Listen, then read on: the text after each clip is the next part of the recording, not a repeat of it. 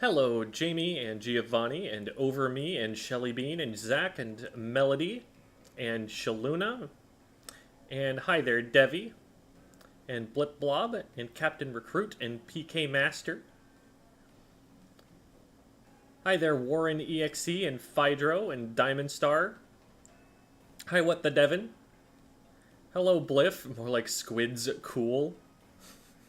I agree. Hi, Kira. Hi, Grant, and hi, Venomous. And hi, Specs. And hi, Cure Scout. Hi, Big OS Bathe. The Bigos Bathe? I don't know. And hello, Cryogenesis, and hi, Space Dog. Space Dog!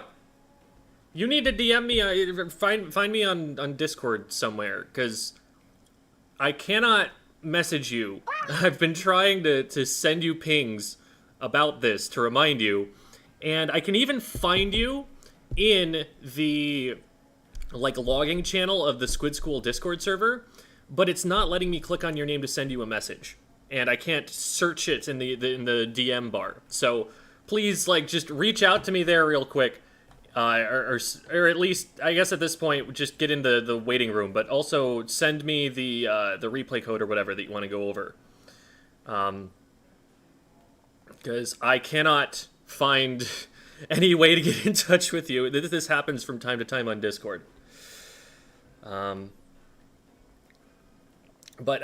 also, hello, Hey Yay Yay, and hello, Ninja Tintin. Ooh, we lost Soul there.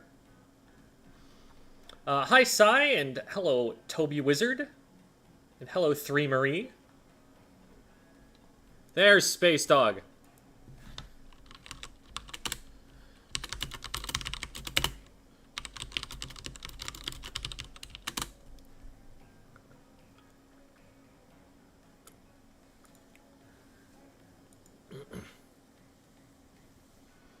Okay.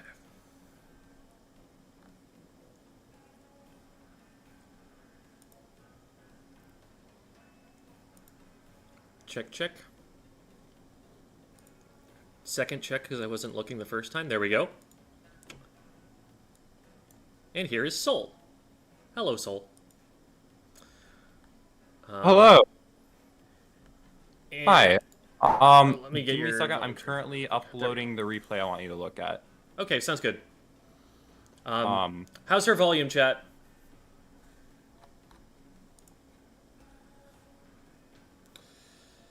But yeah, and just send me that when you can. Yeah. And Also, Space. Sorry, I don't mean to interrupt. Thank you for reading my bio. Yeah, no worries. I know a lot of people like make the mistake because masculine voice, but thank you. Yeah, no problem. It's I think there's like a yes, it's actually in your tag. It's like just right. right after your right. Yeah, I forgot it was in my name. Also, I did not know you were on Plus's team. That's a very recent development, but yes. I've known them for a while. Cool. Interesting. All right. All right, there's replay. Do you want me to mute for the time being, or? No, you're good. You're already on stream, so if them hearing your voice was a problem, then we would have already had a problem. No. It's like while we're waiting or whatever. No, you're good. Just hop in the open room when you can, and hopefully we'll get Space Dog in here. Yep. There was someone else waiting, I think, in the waiting room. I don't remember if they were actually booked, but right. I didn't recognize their tag. Okay, so, got it. I don't know. Maybe they were just there to hang out. Maybe, who knows? Do you want me to go over my weapon pool real quickly? We can talk about that in a second. I'm just trying to make sure that we get everybody in here. Sounds good. Space Dog, if you're available, I will send you Oh, I just realized I didn't send the passwords. That might help. But yeah, I love the pool name, by the way. It's very, very entertaining. Thank you. Also, I actually kind of have a question. Okay. So I actually am a coach myself for lower level players. Like, there's a team captain I'm friends with who's like, they're like Div 7, Div 8. I've been coaching them for a bit, but there are some times where I'm like, I don't know exactly what to say because like they're doing good, but but like there's obviously stuff to improve on, but I'm like, I'm not exactly sure what to point out, you know? So,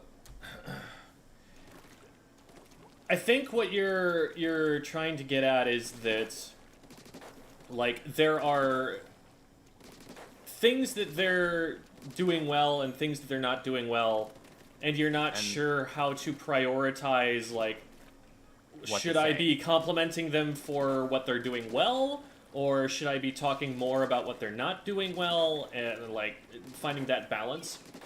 Right. So that's part of it, I guess. That is definitely part of it, but also, like, sometimes I can't exactly, like, figure out how to word it. So I think like, one of the things... I know what it is, but I don't know, like, how to say it so that all five of us can understand what I'm trying to say.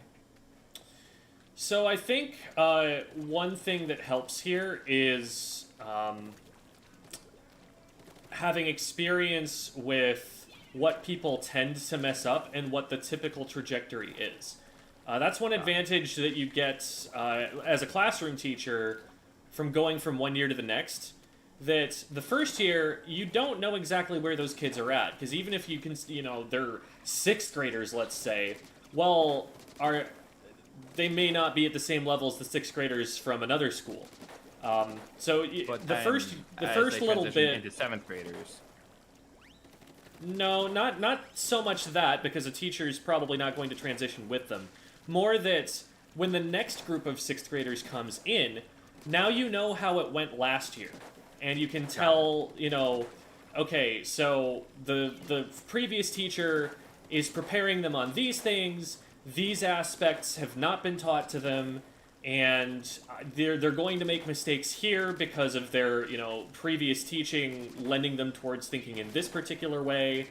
For example, last year when I gave this quiz, this was, the distribution of grades that people had, and compared to how this year tends to do versus how last year tended to do, I can tell that, like, this is pretty normal.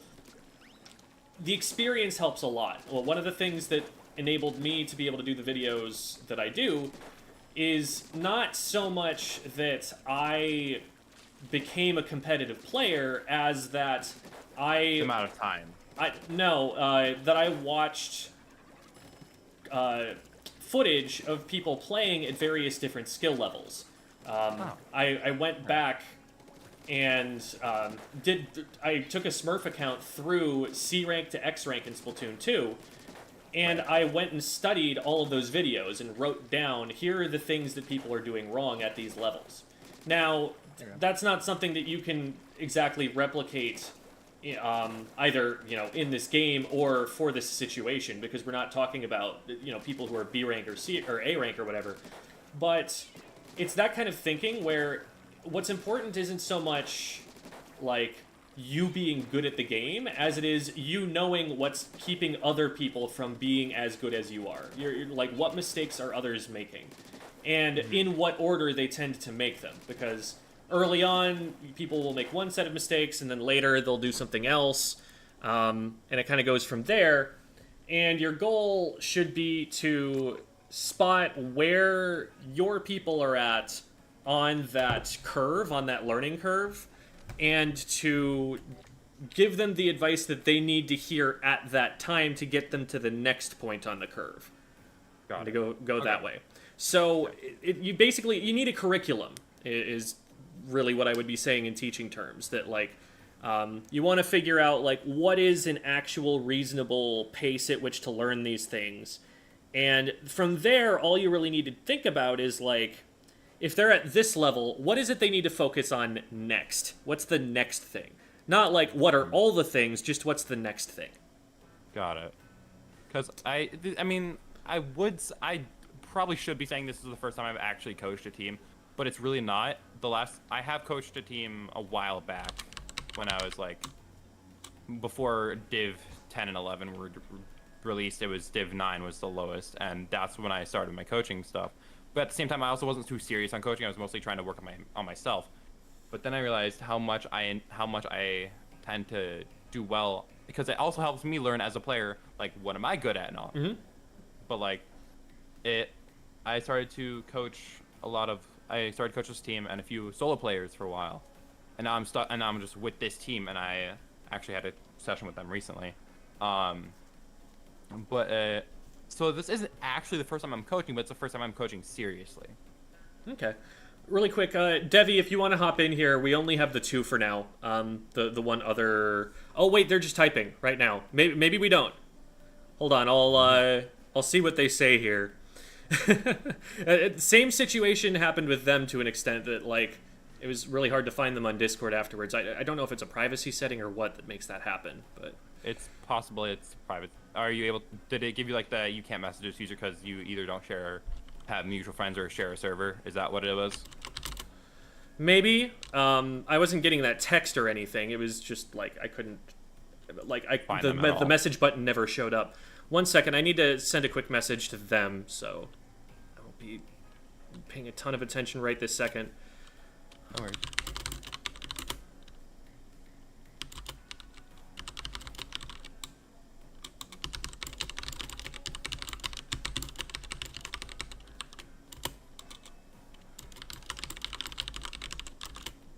When you're done, I do have a couple things to ask as well. Well, after that. Okay.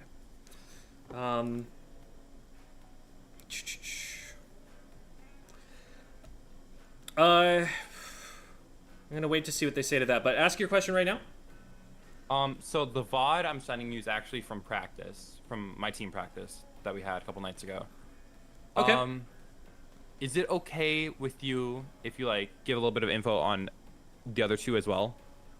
The other players on your team? Yeah, they'll have the same tag as me. The other 2? Like, was there a sub or something?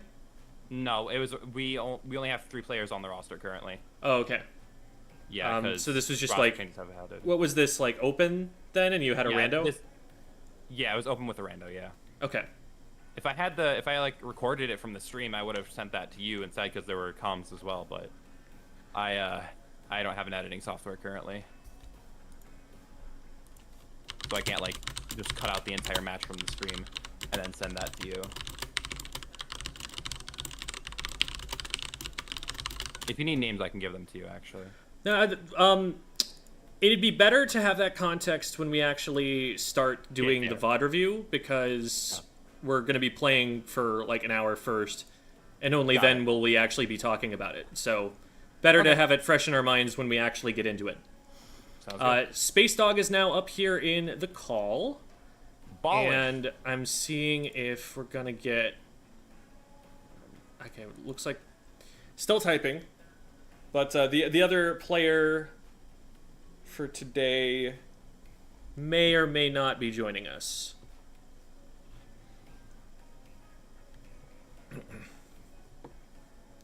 I play Bamboo and Scrims, am I crazy? No. I think Bamboo is a little bit underrated right now. I mean, we'll see. I'm coming out with a tier list soon, but there's definitely potential in it. It's just really underutilized at the moment, and there aren't a lot of people pushing it. But what I've seen of it has suggested to me that it can work. I entirely believe it's underrated as well. The main weapon is very difficult, is one of the challenges of Bamboo. Like, you really need to be a brick wall. You need to not miss your shots when they get in range. You get more opportunities to try than the typical charger, but missing once is a bigger deal than if you're an E-leader and you're out in Narnia, where someone couldn't flank you if they wanted to because you're too far away. You mess up Hey. once on a bamboo, and now the shooter is on top of you. So, Right. Hey, Jem, am I allowed to weigh in on certain topics? it depends on what those topics are. That's not not very specific, but Like for example, the bamboo thing. I mean, yeah, but I'm happy to hear your opinion about it. For me, it's just like I feel like it's interesting weapon because it puts on a lot of pressure. Even if you do miss, it can still put on a lot of pressure. It's definitely good to hit your shots, but I still feel like it's a really good pressure weapon.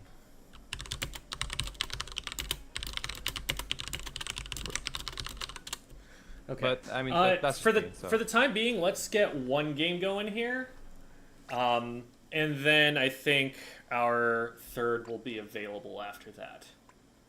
That sounds. We have a stamper and a splash. I'm not playing Splash. You're not playing Splash. Okay, cool. What? 52. Oh wait, okay. are you on Brush? I'm gonna switch off Whale. Yeah, I double whale. wasn't sure which. Well, if you're gonna play 52, I'm playing Nouveau. So I don't mind playing Nouveau. I'm personally really enjoy the weapon. And thanks for hopping in, Debbie.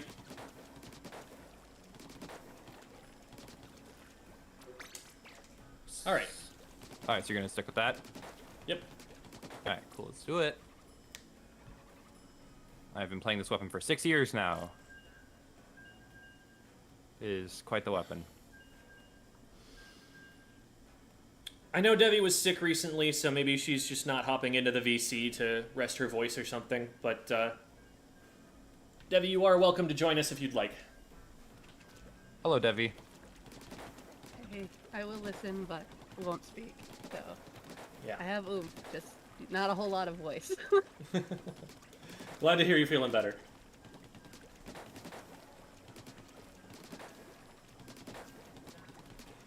Yeah, I've been there. There were years when I was a teacher where I would get sick 8, 9, 10 times in the year. And then every time, you know, your body gets better before your voice does. Ain't that the truth? Alright. Wavebreaker, Stamp, Reef Slider, and Strikes. Drop roller on both the Splatana and the Dualies. Respawn Punisher on the D-Deck. One dropped right zone. Oh, I'm gonna collapse disconnect. that. There's a disconnect. Oh. Oh, wow. Yeah, I splatted that player, apparently. Wow! Ladies and gentlemen, 2023 multiplayer game of the year. Or what's 2023? I don't remember. I don't care. It's quite the award. Mm-hmm.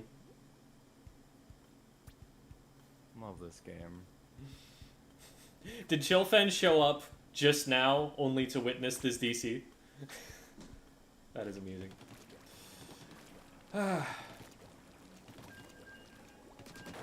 JR Hyde's like, oh, I was hoping to watch Debbie on the Nova. See, the funny is, I almost forgot about this tonight until you messaged me. I was like, oh yeah, I gotta do this. Because I had a tryout I was gonna be doing tonight. Gotcha. But Debbie says, I can fix that. But I was like, I'd rather do this because I myself am about to go on break, so I want to have some info to think about while I'm on break. Does Chillfen stream, Jamie? Have I been missing this all along? Chillfen has been watching me since before I was Squid School, before, like, from, like, my personal stream back in, like, 2018, 2019, something like that. Like, it's been a minute. Wavebreaker, decoys, what is that? God. A vac and pack. Jet dead. Bottom right. Pushing Debbie. Bottom right, heard. On the Yeah, wall. coming up. Got him. Yeah, nice.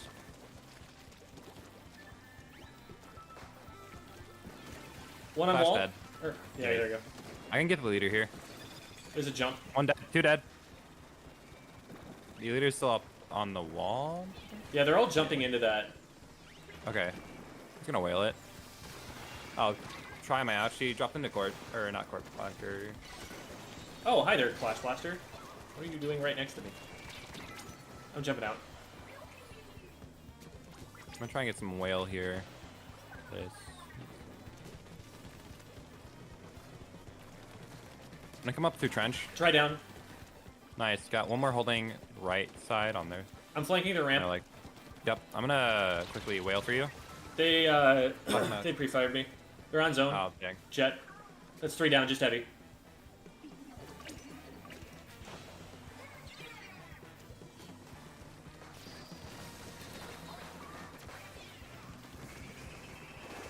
One in pit. Nice, you got him. Jet dead. One under plat, I'm pushing them. I'm gonna play Or trash. maybe there isn't. Flash dead. Traded. 2 down. Try on zone. Got him. Yeah, if we kill them, we should be able to push up here. Charger down. Nice. Good stuff.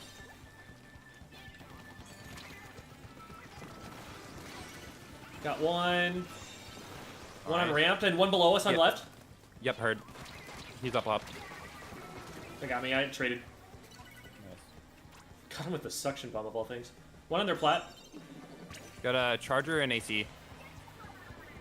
Leader AC. I can try and get whale and focus it. Oh, he fell. Charger's going to ramp right now. Okay, let's go down there. Top of ramp 2, they dropped off. Watch trench. There's one in their pit. Yep. Nice. Yep, pit's dead. Nice B bomb. Try dead. 3 down. Just Good dead. job. Just holding zone. Yeah. I'm gonna whale. Keep him out. One coming up through wall. They're weak. Got him. Nice. Good stuff. Nice. I haven't played in like 2 days because I'm trying to take a break. But I figured I'd do this before I actually go on hiatus.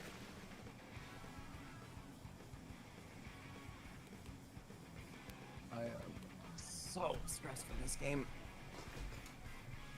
But 2 days can do a lot for you.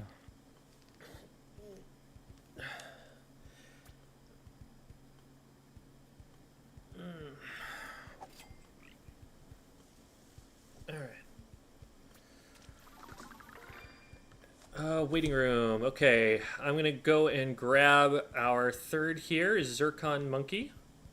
Or okay, they're talking about it, but they're not actually in there. I hit stop just in case, by the way. Yeah, that's good.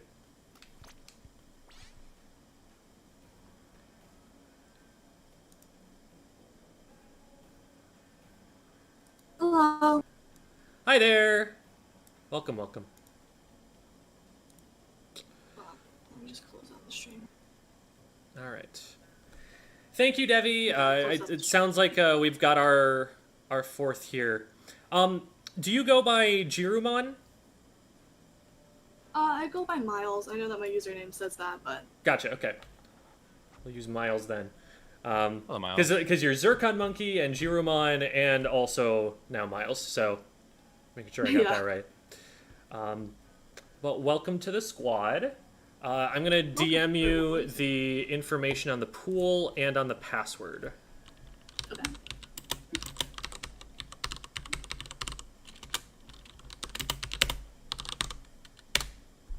Oh, Jem, do you want me to quickly list my weapon pool? I don't think we need to worry about that too much for the Anarchy No. Open here, but Okay. well, we can talk about that a little bit with the VOD later. Okay. I just don't know like what info you want or what you don't want right now. No, yeah, like right now we're hanging out. The function of the Anarchy Open at the beginning, I mean, in part it's like, you know, people get to play on stream and it's cool and stuff, but also Yeah. What we used to do was start the VOD reviews right away. And when that would happen, we'd get halfway through the VOD review before we had the actual normal number of people that were going to be watching. You know, we'd start and have like 2 viewers, and then 45 more people would come in and they'd be like, oh, hey, what did I miss? And I have to backtrack. So this is basically just a buffer time to get everyone to the point where they're actually able to, they're actually here and ready to watch the VOD review section. But it's also so that, you know, it's not as dry and we're spending some time playing the video game. Yeah, so that Right. it's not as like just like immediately go into it and then have like a little bit of time to like get everyone in and be like more sociable. I don't know how to describe it. Yeah. So Also, yeah, you get to it play is with low key. It is not high stress. I do not care at all about the open power that we end up with here. and then also play with Mr. Streamer. Yeah, play with Steva, but the it's not showing up for me. The room. I'm waiting for it to show up. All right, I am sending out a recruitment notification now. Okay. I'll be refreshing so that I can get it as soon as possible.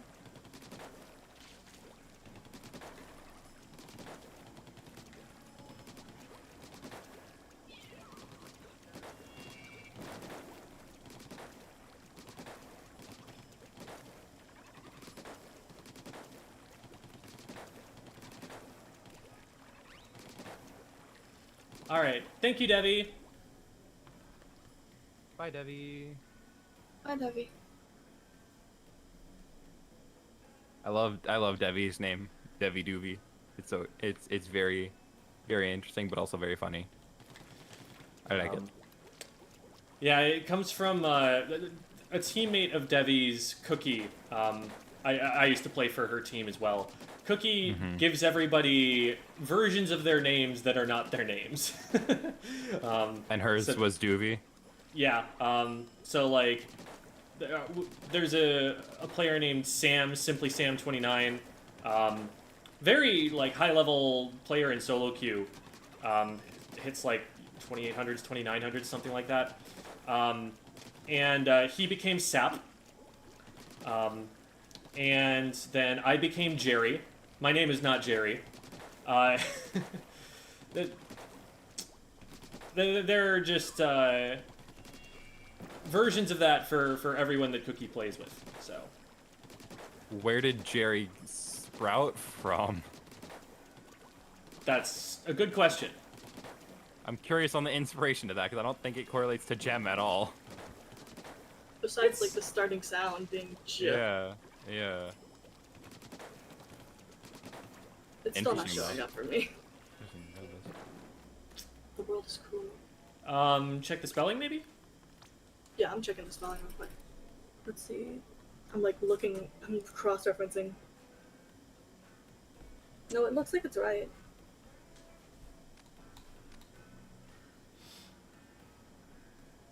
I don't know why, but I felt the need to chuckle about the name of the pool to myself, so I muted to make sure I didn't accidentally share it.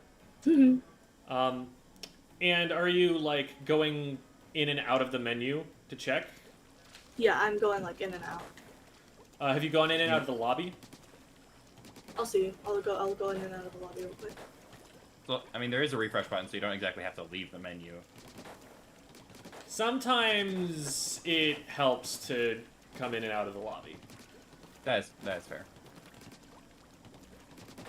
Like, that's how it's supposed to work. Sometimes Sometimes you just Nintendo need to- says no. Sometimes Yeah, you just sometimes need to Nintendo reboot. just decides that that's not gonna work. Also, no, it didn't come up when I left it and joined the lobby again. Sending the recruitment notice one more time. Alright.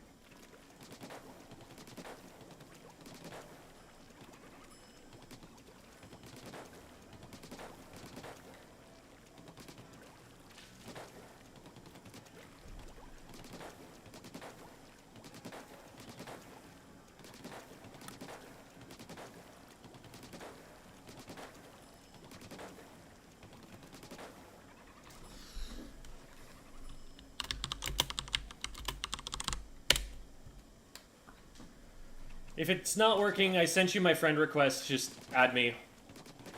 Or my Okay. friend code. I'll do that real quick. I'll what would be the best? Oops.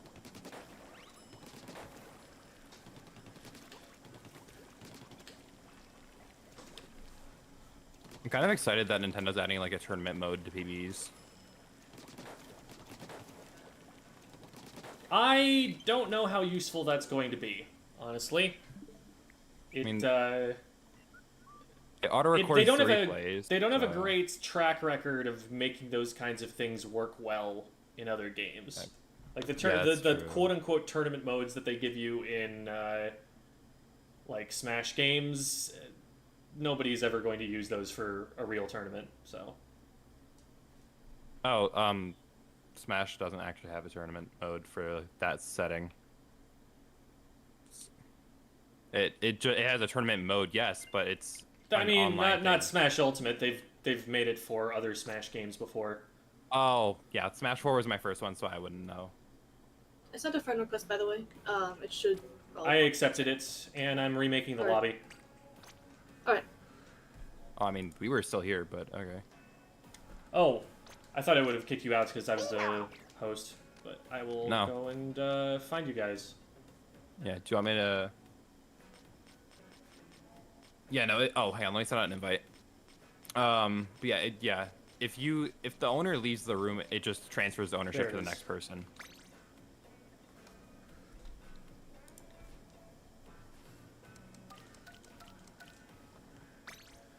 Thank you for the membership, Shaluna.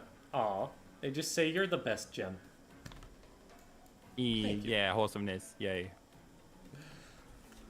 Also, I think I missed if Jules is here. I think I missed Jules re-upping the membership because it happened like right next to when someone was gifting memberships, and the icon is the same. So I think I missed hers when she re-upped last time. But I thank you to Jules as well if she is present. Oh, hold on, let me...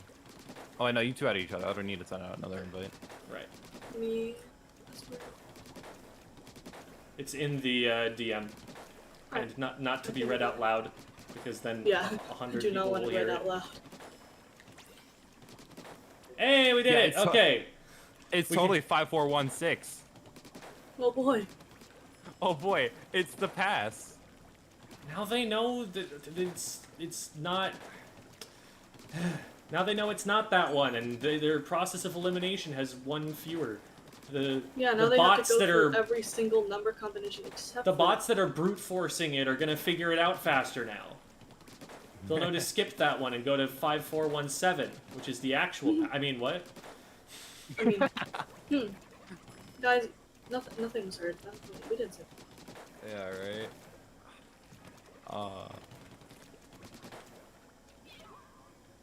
I haven't played in a second. I'm We gonna have- make we have sure that I'm paint, we gonna have be back- on.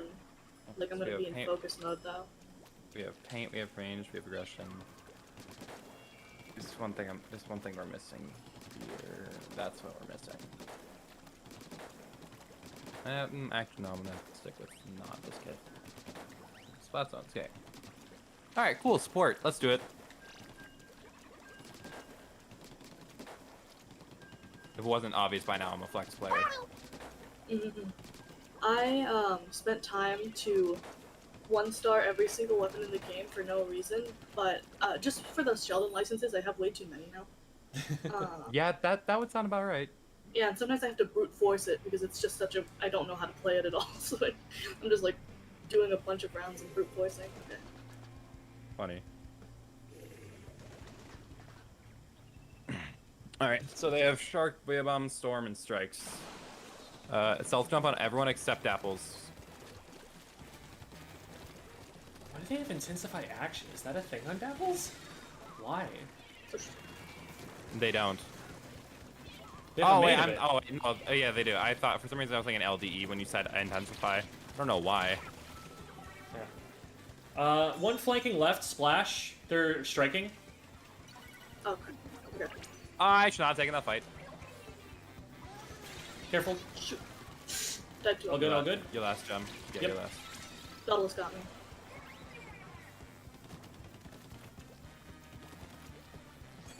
I'll have Zuka. I've got Zuka. Shoot. I should not have One done flanking. Got him. I got this. Okay. I got it. No, it's okay. There's gonna be one on trench for sure. I'm gonna bet there's one on trench. I'm gonna quickly throw out strikes on zone soon. Let me know I'm when down you're to ready. not Damn it. on ramp. Devil's on the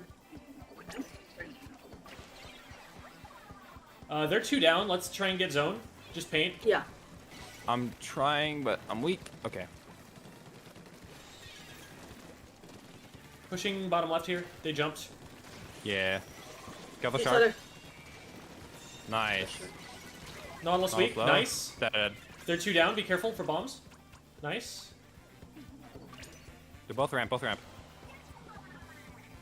Goes to strike. One's gonna be coming left side. Car park maybe. Got one. Got triple trick.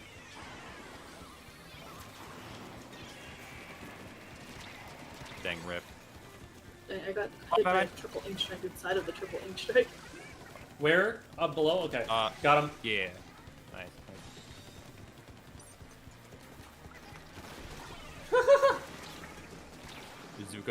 Zuka's actually broken. It's totally the best special in the game. Am I right? Or am I right? Am I right? Oh boy. Oh. Careful, shit. careful. Yep. He's gonna One try and bomb down. it Just out. play safe. Ooh, that hit me. Okay. Yeah, it's fine. We have plenty of time. I'm gonna try. I don't One on a ramp? know. I shouldn't be doing this because I'm support, but I'm gonna try and go car park here. Careful, there might be someone watching. There was someone on back right down there. Yep. Yeah. Machine's booyahing. Yep. Knots on their zone. He's just chilling there. They threw storm.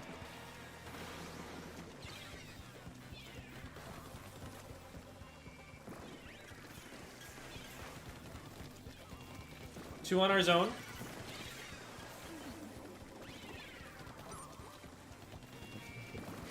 I'm gonna play with here with you, Jim. Oh, never mind. Yeah, don't go right on top of me, because if they're gonna pre-fire me, they're gonna hit you too. Yeah, that's my bad. Didn't mean to go on top All of you. good, all good. Yep. One on a ramp. Oh. Got one. That's two. Nice. One more Nice on our strikes. plat. They're weak. They're weak. I'm Beautiful, beautiful. Going for Dead their end. zone. Nice Way wipe. Good job. Good job. Yeah. That was stressful. I'm gonna try and keep them out of car park here. Machine low, right side. Splash is in their AC. He's gonna strike here. Yep, there it is.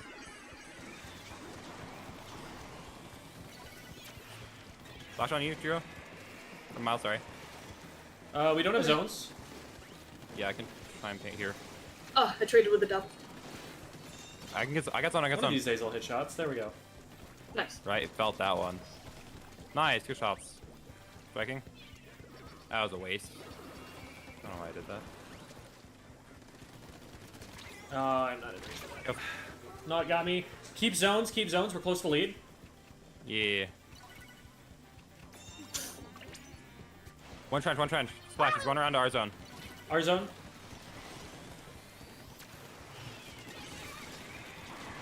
I'm dead, but That's 3 down. held it. Nice. Last is on our zone. It's on grading. They dropped. Just get zone. That's lead. They're trying to come up. Nice. Nice. Nice. And that's game. Okay. Oh my god, that was extraordinarily stressful for me. I did really well, gotta though. put some practice in that flash. Okay, I'm proud that we got a win, even though I haven't played in a second. Yeah, well good. I had the same situation as Seoul. I forgot that I was going to do this until you messaged me, and I was like, oh my god. So I set an alarm in my phone. Well, I'm glad you're here. How many conch shells have y'all gotten? I use them when I get them, so I don't know. I'm not keeping track. I have not gotten any conch shells because I'm not picking a team this Splatfest because I know I'm gonna get my my face punched in by literally anyone for complaining about what team I join. Because this is quite the controversial Splatfest. Were you Team Fame? No, I'm just not picking a team because I know whatever team I pick, someone's gonna have a problem with it. Yeah. Well, that's the whole point. If there's no controversy, there's no Splatfest. But yeah, The but like whole this point one is to especially, argue. I'm not. I know, but like this one especially, this isn't gonna be friendly banter. This one, if because with the people that I've like when I post, hey, I'm gonna pick this team. People are like, ew, you're gonna pick that team? Ugh. And it's not like friendly banter, it's actual arguments. I'm like, I'm not dealing with that. Not with how my life, not with how my life has been recently. Grand Theft Squiddo. Yeah, right? I am not trying to get even more stressed right now.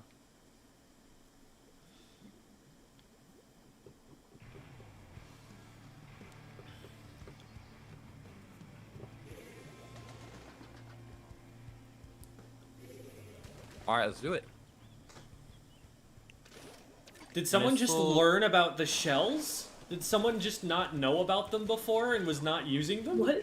Did someone in chat not know about shells? Oh no. I'm so Alright, sorry, yeah. you've missed so many gotcha rolls. Yeah, I was gonna say you missed out on so much gambling. Oh crap! Got Oh, one. yes, gambling. Oh, hey, it's Like- Becca. Oh, wait. Oh, that is Becca. I wasn't sure if that was like the Becca or just someone else. Trizuka's a funny special sometimes. One coming top left. Heard. I'm dead. Swinger got me. Swinger's on their zone. He's chilling. He's on the grading now. To the missiles on. Oh, Stringer is respawn Punisher, by the way. I got hit by this launcher. I have cooler ready. Alright. Giving you guys cooler. Who is it? Yeah. Oh, one bunker. Roll, flank that. My gosh, you see him. Bucket weak bottom right, didn't get him. We're 3 down, stay away. Okay, we're starting to come back in. I'm gonna look for a Zuka pick. Yeah, I have cooler now. If you guys want Okay, cooler that's somewhere? one down. Going cooler for you guys? One weak our zone. Oh, in our plat is roller. Oh, okay. Yeah, he's been chilling there for a while. Is he just camping flat? Careful, it's just you, Space Dog. He's chilling in bunker, attic, flat, whatever you want to call it. Missile. Missiles. Alright, Crap, I'm gonna get hit. I'm going in to support Space Dog. I'm weak. Flings on my ash. God, I don't know why I'm fighting him. Get our zone back, nice. There's, oh shoot, it's just you. Good luck. Yeah, I'm coming. Yeah, no. Dang. That was like, tried- we didn't even get 1 second in the... You're an aerospray in a 1v3, there's only so much you're gonna do. Yeah. I should My, Just get the quad, easy. yeah, exactly. aerospray, Yeah, just- aerospray with a just- quad. That's... I do that every day. Just be better, easy. Just win. Just win. Just win, not that hard. Simply don't lose. I need to not take so many fighting.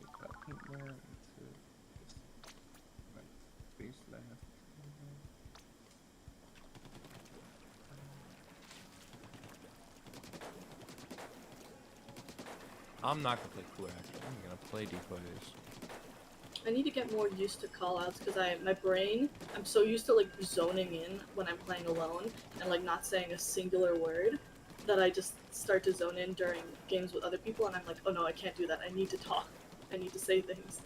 So funny thing is, one of my teammates, they said almost the exact same thing word for word. I'm like, you know what you can do? Start saying them when you're alone. Oh yeah, that would probably help. Just start talking to the air. Yeah, that is a No, way to practice.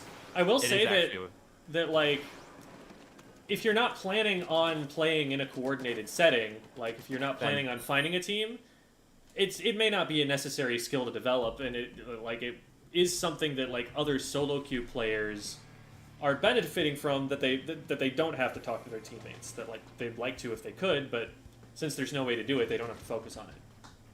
Yeah, I just like being able to occasionally scrim with people, so it's... Yeah, no, that's good practice then. Storm, Wavebreaker, Boy Bomb, and Jetpack. Okay. Oh my lord. Both the Nova and the Heavy Explo both have 3 mains of special charge. I'm gonna throw out decoys in a second. No, I'm not. I'm waiting for the Boy Bomb to pass and I'm throwing out decoys. Decoying. There's one pinched on left. Oh, hello. I'm down on left. There's 2. Yep, shooting on my out. We're 2 down, we're 2 down. Nice. Careful. They're one crap. down. On your left. I'm weak.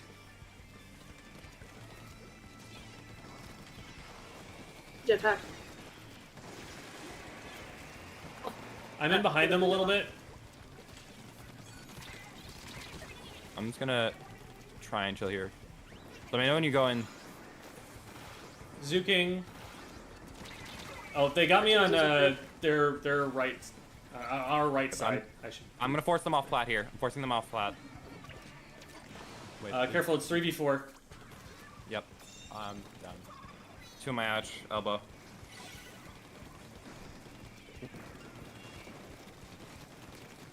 One trying to push around left. Oh boy. Backing up. Got my wave breaker. One try to jump. One's gonna try and cross One over top flat, I mid. think. Got me. I'm just chilling here. I cannot fight yet. Careful, you're last. You're last. Don't go in yet. I'm not. I have decoys ready. Let me know when to throw them. One drop left. Oh, one pushing you. Yep. I'm gonna decoy. Do you want a Zuko? Tell me when to reslide. Yeah, Zuking. Whenever you find a good opportunity, I trust you on when that's going to be impactful. Use it to paint the zone when you can. No, come out. Okay. I'm waiting for them to.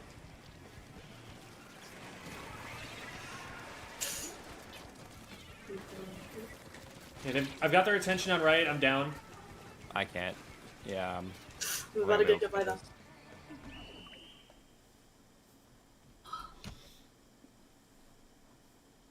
I gotta put some more time into support. Jeez.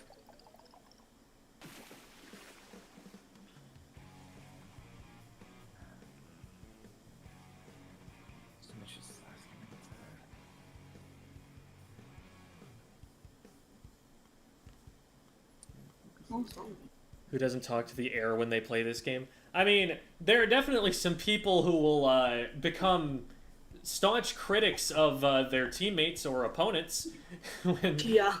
when they're playing by themselves, but I don't think everybody is doing call-outs drills the whole time. I Yeah, have I'm just gonna play brush. whenever I do speak, it's when I'm mad, but I try not to be like. I don't want to be aggressive to other teammates, even if they can't hear me. So I say things like, "Have a lovely Christmas." Ah, yes. I hope your whole family has a nice Christmas. I hope you have a wonderful holiday. That silly little video. That video was a instant classic.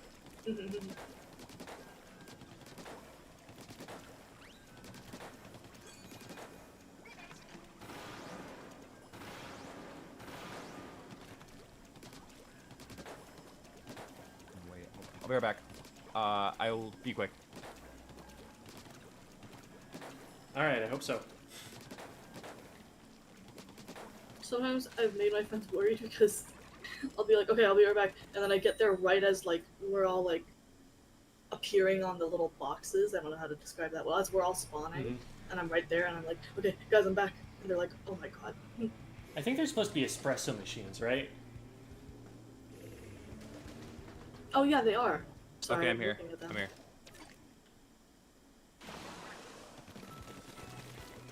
Alright. Missile, stamp, wave breaker, booyah bomb. Wiper has it, it's good. All right. I'm gonna start getting their attention on left. Yeah, I'm gonna try and work around your One paint one here. weak on left. Nice job. Sploosh low, dead. Good job. Nice. Protecting on the right. Someone on Oh, zone, backside right. on the right, there's a right. It's oh, the sorry. wiper. Two missiles. Got him. I'm 10 missiled. Nice. Got one. One on me, dead. On top mid, sploosh. They hammered. Heard, you drop. Stamper on the left. I'm just gonna hold the rest of them off. Can you maybe? Yeah. We're good. Wiper dead. Nice job. One bottom left, bottom left. Nice. One drop, Gem, one drop. Oh, you never mind. I You're am way up there, on their sorry. plat. Yeah. Traded Got me. one. Dead. Okay, done. Sploosh is on plat, trying to figure out a way out. There's a beacon on left, so don't get caught up by that. Yeah, heard. Junior dead. Nice job. Beacon Hammer down. incoming. Oh, hey, buddy. Wipe from me. Oh my gosh, he's very weak. Probably recovered by now. Never mind, we just win. Cool. Yep. Nice. Nice. Falling. That one was pretty Hold quick. on, I cannot hear you guys for a hot second. Hold on. I mean, do your thing, but like, I can't hear you for a sec. The Inklings have coffee machines and the Octos have tea. I'll have to look at that. Does this mean that Octos are British?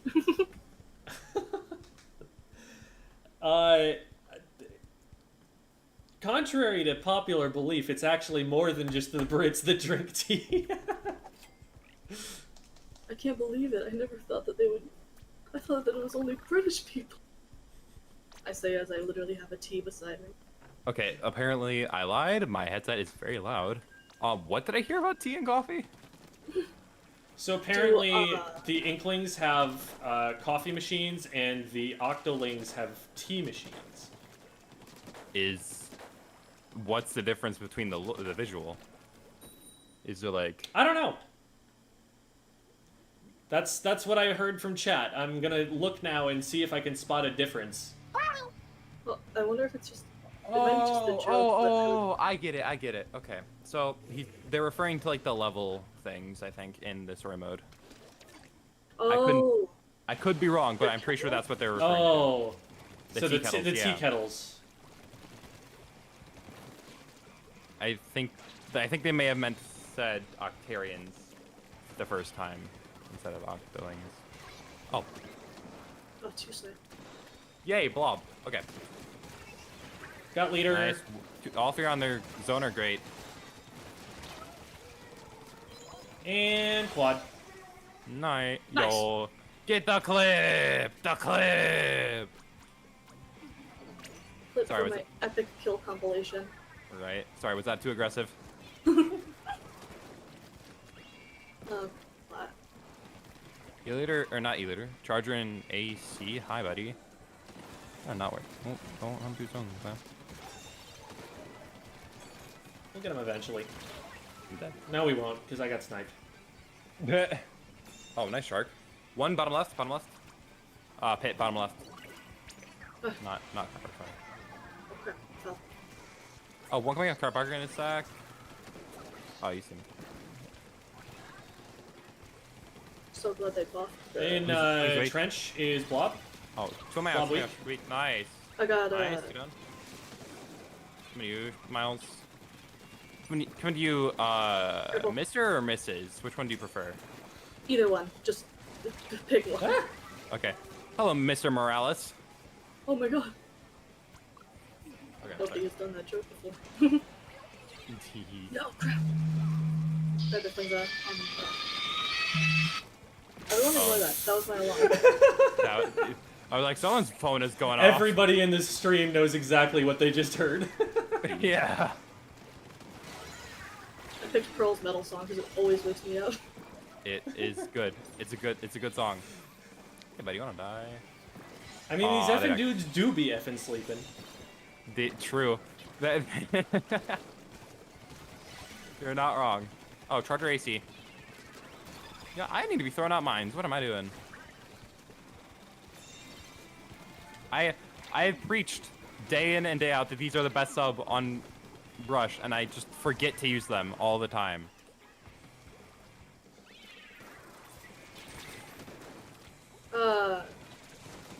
Careful there. To whatever. Got two. Swingzilla. Blob is in zone. Their zone. I chased Flings onto Nice. nice. Noise for swings. Last is in trench. The blower. Yeah, we'll get him. There we go. Nice.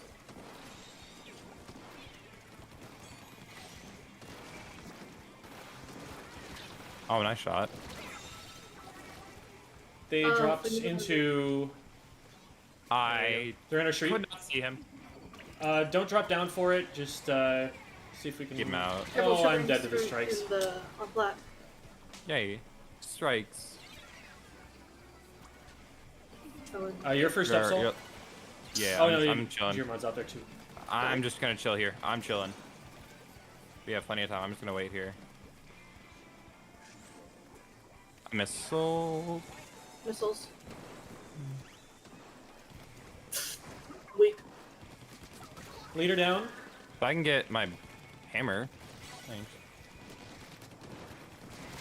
Flings it Charger down. hit. Oh, charger left, charger left. I think they're trench. Where'd he go? Where'd blood go? Useless. Jump out? He must have jumped out. No, found him, found him. E-liter. He jumped, he jumped. They're... Oh boy, all four on ramp. All four on ramp.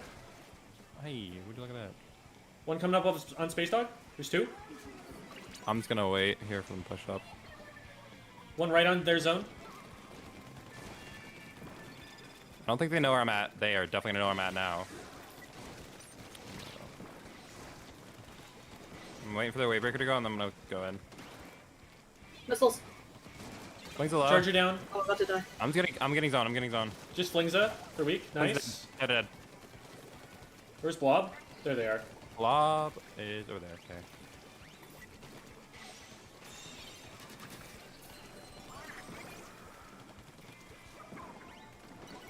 Blob on me. He's weak. Dead. Charger's hit. He says 60. Nice. Why Just did I leader do a and Fallon flings it? call out in Splatoon? Slings on me. Weak. Dead. Traded. Nice. No, people do that in Splatoon too. What, like hit? Call and then like damage how number? much damage they have. Yeah, because it's out of 100, so it's easy. I mean, yeah, that's fair. If you know how much damage you're doing, then I guess it helps. It's like I'm so people will glad hit that like a they- burst bomb direct and call their 40 or something. Right. I'm so glad that they buffed the radius that the cooler can like activate, because I Yeah. hated having to like basically kiss the cooler to get it. Right. You can grab it through walls Make- sometimes. It's funny. Yeah, it is. Let's do one more and then we'll get on to the VOD reviews. Using the force to figure out where the cooler is. Right.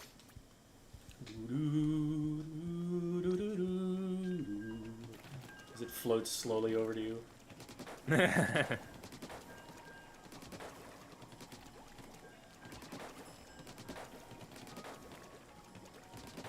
The one thing I hate about like how I play is like I have to be playing with a group for a while to do good with them. To like actually do good with them. Like I want to be better about groups starting off versus like I don't know. I want to be better without having to. I want to be better with people without having to play with them for like a month and a half first. There is a degree to which that is going to happen, just because coordination is something that takes time, and everyone has to get on the same page. Right. Any team is going to start off that way. Lobby's going back up. Same password. I just got nothing in my gacha pulls that I just did right now. No, yeah, specific damage numbers is definitely useful if you know them. The one thing about Splatoon that I think stops you from hearing that at top level too often is just that people heal. And so they may be, damaged now, but they're not going to be damaged as much later. In like 5 seconds, yeah. Less than that. 5 seconds is an eternity in this game. I mean, you know what? That is true. That is true. Most weapons have a kill time under a one singular second. So I love the under log half music. a second. Yeah, 52. Being one. Yep. I think. I need Yeah, to get back into Splattershot is the play. exact same as the 52. Sploosh is faster. Splatfest this weekend? I'm trying to remember. 11th through 13th. So yes.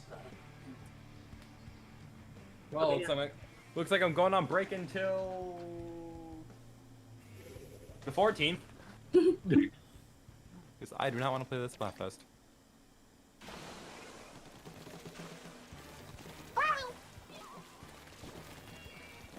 Wish there was a way to play games outside of Splatfest without having to choose a team, but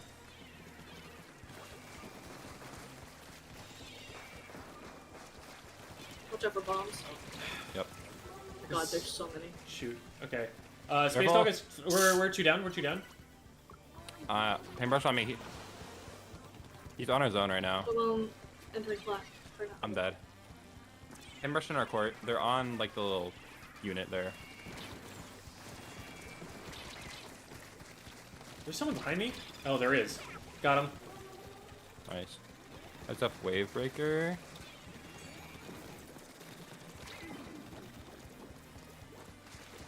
Yeah, I figured there would be someone up there. One hit. One hit. I don't know where. I don't know There- who it was. It was. Paintbrush dead. Ah, dang. Nice. I don't know who I hit, but I hit someone before killing the paintbrush.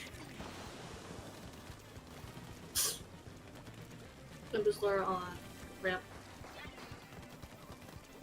Hey, boo. Hey, Bamboobler. How you doing, buddy? I'm gonna die, thanks. Sick. Zap hit. Bye-bye, bomb. We've got to neutralize at least. One on our plat. Yeah. They're dead. Nice shots. Bamboo on our ramp. Yeah, we're two down again. Oh my god, Space Dog. You're Space Dog. only one up. Space Dog is But they in are. there. It looks like they're jumping to our ramp, so we might be able to just take zone. Right. Got one. There's another one Nice. weak. Nice. That's two. Nice. He's Good on job. somewhere. Must have just exploded him. I'm gonna throw mine car park. Hold on. Not there. Okay. Nah, I missed too many shots. Nice. Nice. You've got that last one. Bamboo is going into AC right now. Yeah, Bamboo's AC. Bamboo's coming out of black. I think. Yeah, he's gonna get mined if he does. Paintbrush, trade. 3 on their zone. Yep. Oh, be careful. Clash is coming after. Bamboo dead. There we Traded. go. Two down. Two down. One's in car park. One's in car park. He's gonna get mined. Thank you. He should be. Nice. Good kill. Space Paintbrush their Dog. plat. It's a dog from space. Yeah. Space Dog. Bambush got me on plat. Nice job. 2v3. 1v3. Paintbrush is one on my Ash. Not one. Yeah, he recovered. Got the Ash. Got Definitely played that a one. little bit better. Got 2. Nice. Paintbrush got me. 2 on our zone.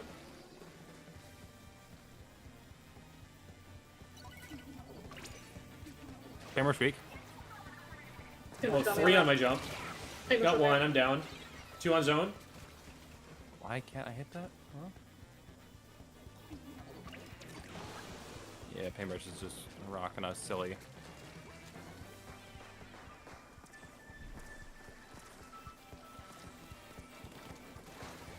Got the bamboos. Oh no, I didn't. Got the ends up. Nice, nice. Nice. Traded. Their zone clash. They have Zuka. Yep, Bamboo's right there. Heads up. Ah, dang it. Nice. 2 on their zone. One more's coming up through their ramp right now. Nice. Careful, Entrench, Hopper, entrench, coming on our you. zone. Behind you, Space Dog. Can make a choice side. I'm dead. Yeah. You got Paintbrush on our zone. He's coming up on the right. No, he's left trench. Right Yeah, trench, sorry. there are a lot of them there.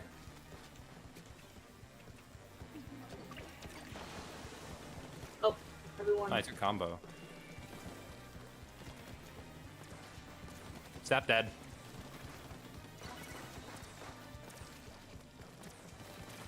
Bamboo dead. 1 trench. They're weak. Got him. Yeah, nice, nice. Move cap, cap. Got it.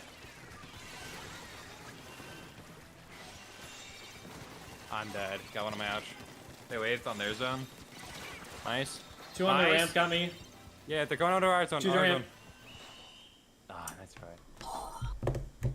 I got the paintbrush at the last second. Yeah.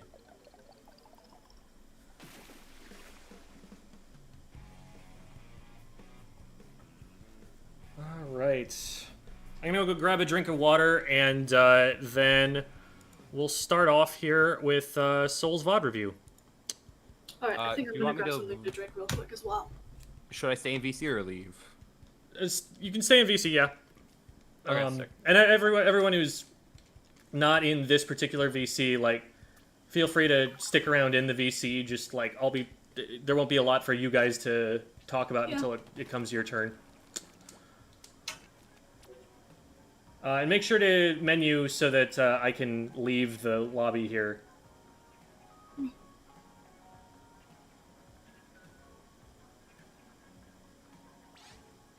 There we go.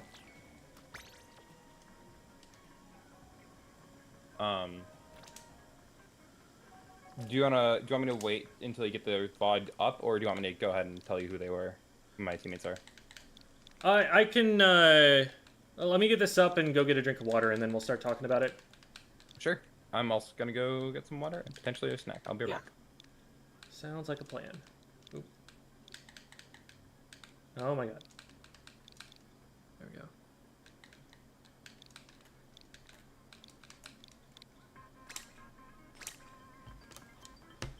Alright, be right back. In the meantime, though, here are some cats.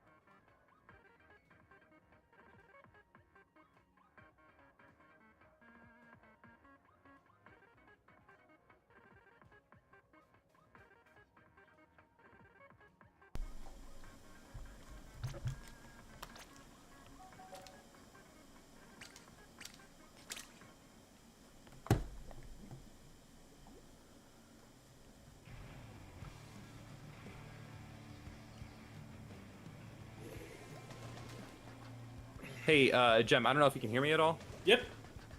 I actually need to go get dinner, so I will keep stream open, but I cannot be in VC for now. Okay, in that case, let's just switch over to a different player, And and then we'll do yours when you're back. Sounds good. Alright. All right, I'll be back in a bit. I'm just gonna deafen if that's okay. Alright, sounds good. Space Dog, did you send me your VOD? Real quick, I'm back. I have my drinks. Okay.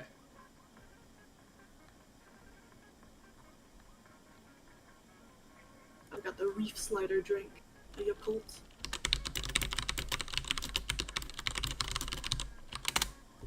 Not Reef Slider. Reflux. That's what I meant. Do you have a replay code that you'd like to go over, Miles? No, I do not. I can leave if that's... Well, if that's needed, though. Like if you have a match that you've played in your last 50 that you'd like us to look over, then that'd be you could just grab the replay code from that. No, I do not. Alright. Then, I mean, if you wanted to play one right now, that would work. If you really have, like, nothing that you'd like me to look at, then, you can just, you know, have Feel you hang free to- out, but like, now's the opportunity if you'd like to. Okay. I'll look through them just to make sure that there's nothing that I have that's notable, but... And if not, then I might end up just... is it alright if I were to dip if I didn't have anything? Yeah, go ahead. Alright. I'll look through them.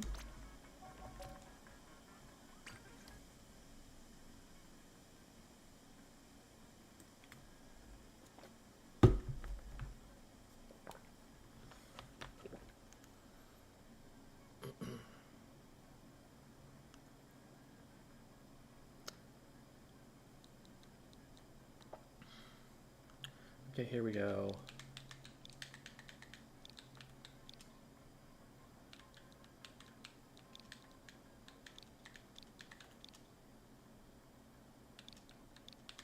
No, not particularly. I don't think I have anything. But I was wondering if you noticed anything that I have done within the games that we did play that I might need to improve on. If you had anything at all. I could look over them. It's a process that you know I'd have to go and look at. But like, if there was a match that you remember, like, I feel like I would like some tips on that one. I can definitely just go back and look at it. All right, I'll look at the ones that we played, and I'll see if there's one that I find particularly interesting. If I think that I did something wrong, you know. All right. Yeah, we can take a look. We'll start here with Space Dog. Space Dog's got a ballpoint VOD here we're looking at. Space Dog, is this coordinated environment, or are you just playing solo, or... Solo, alright.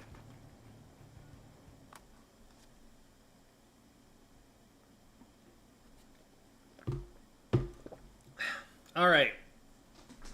Wahoo Zones. We're playing ballpoints. We're the only backliner. We're up against a Hydra and a Dynamo as our opponents. So you definitely don't want to get too aggressive here because there is a lot of range on the other side and the ability to hit up over ledges. So we don't want to be like too reckless with our positioning with the main weapon. But once you get Inkjet, you're going to be able to clear everything. There's not a ton here that's going to be super threatening except for the Dynamo. And if you keep your distance well enough from those threats, you should be fine. Your first shot on the Inkjet should definitely be either splatting or scattering the Hydra or the Dynamo, just because those are going to be a threat to you while you're jetting. They're going to be hard for your team to push against as well. So part of the reason that you would be popping it is generally going to be to clear one of those out. And you've got a lot of front line to work with, and not a bad amount of range between the Splatanas there. I would probably anticipate that your Dapples are going to be flanking and giving beacons. So keep an eye out for those beacons and opportunities to jump. You can, not that you want to be dying that much. So we scare one of them away, and then we paint a little bit on... So... Looks like what's going on here is someone flanked around right, and there was nobody watching it. Let's look at the overhead view here to see where this comes from. I think I have an idea. But yeah, there they are. So you can see someone came up on the right side, and they painted intelligently in such a way that you didn't see any paint going down out of the corner of your eye to the right. This is something where, like, if you don't have someone who's watching this on rollout, you just want to have your map getting popped open. Actually, I don't think there would have been much warning on the map. Let me check really quick, but it looks like they didn't paint until they got up onto glass here.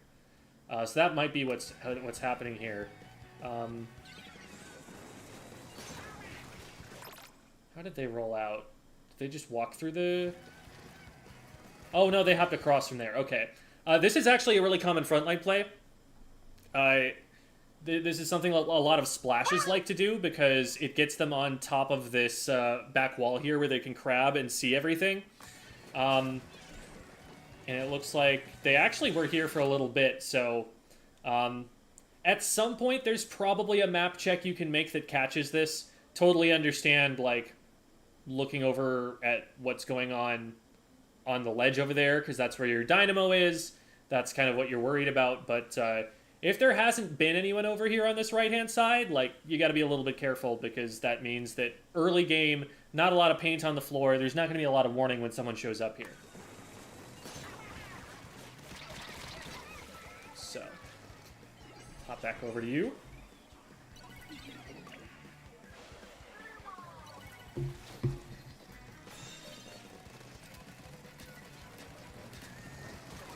Several over there, and we got to be really careful about the Hydra. Good job recognizing the Hydra wasn't looking at you, going after them. All right, 2 down. Still one over there. Nice, and teammate got that one. So now you know that there's this over here. Good awareness there. One thing that I think is going to be a little bit challenging here is that we have a replay code, which means I can't see your map checks. When you're checking map here is going to be pretty important because there's so many different directions people could come from at any given point in time on this map mode. And you're going to be the primary target for any flank that comes in. Like, you don't have any other backliners that are going to be really sitting back and trying to be a super jump point or whatever. So you've always got to be watching the carousel flanks.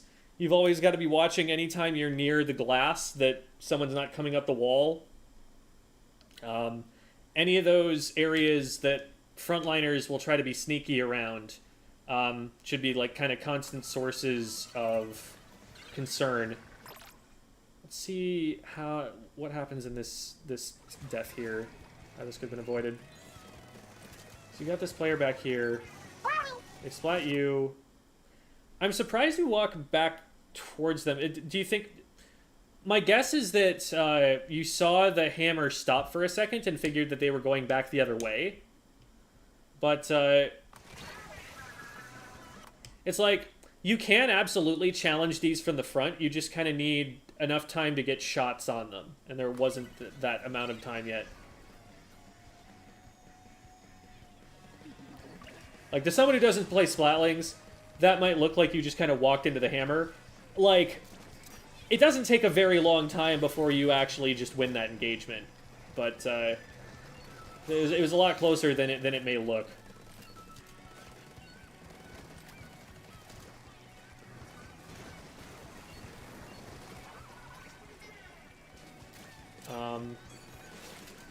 Okay, so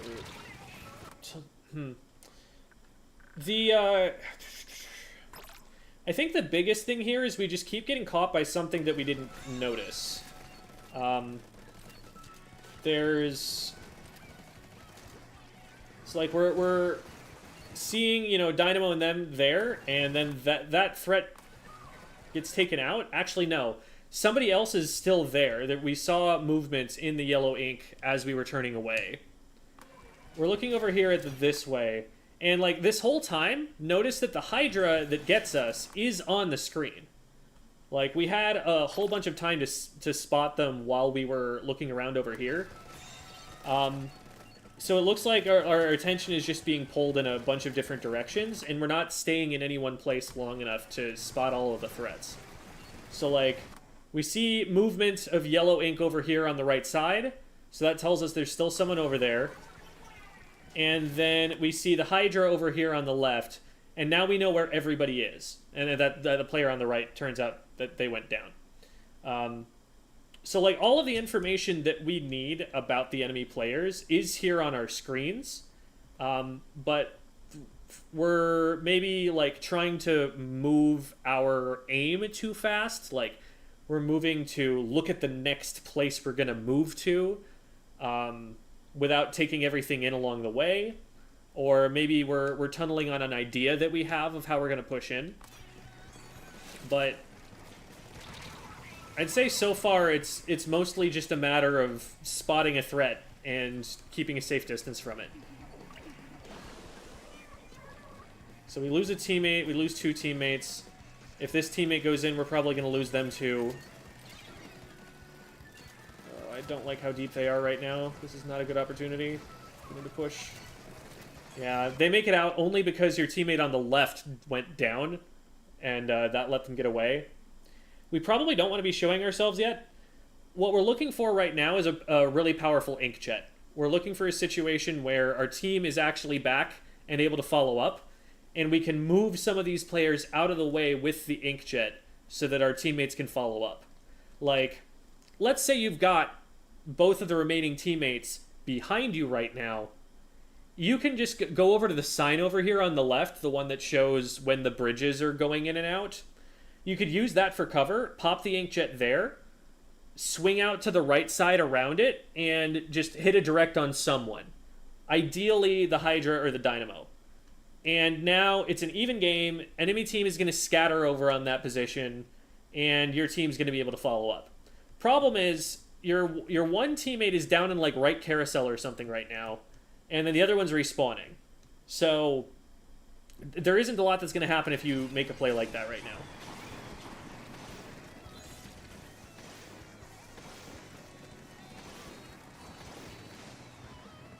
Yeah, they were actually a little bit closer to mid than I thought, but it's just kind of hard when there's nothing else to work with. Ideally, you're hitting someone with your very first shot, so when you initiate this, you kind of swing around. Notice how when you first launch, you still can't see anyone. Like, you saw them recently, but when you first launch, your shot is blocked.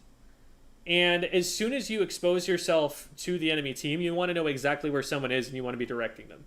So from here, my first thought is to go after the Hydra here, because the Hydra can actually reach you. The Hydra has range to hit you if you get at the wrong angle from them. So I would just try to like fire one shot, take them out immediately, and then deal with everybody else and be able to use the high ground a little bit more like aggressively, because I don't have that long-range threat that's keeping me from doing what I want to do with it, with the special.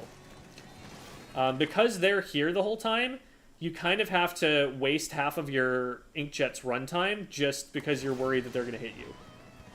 So I think that's part of the reason that it's less successful there.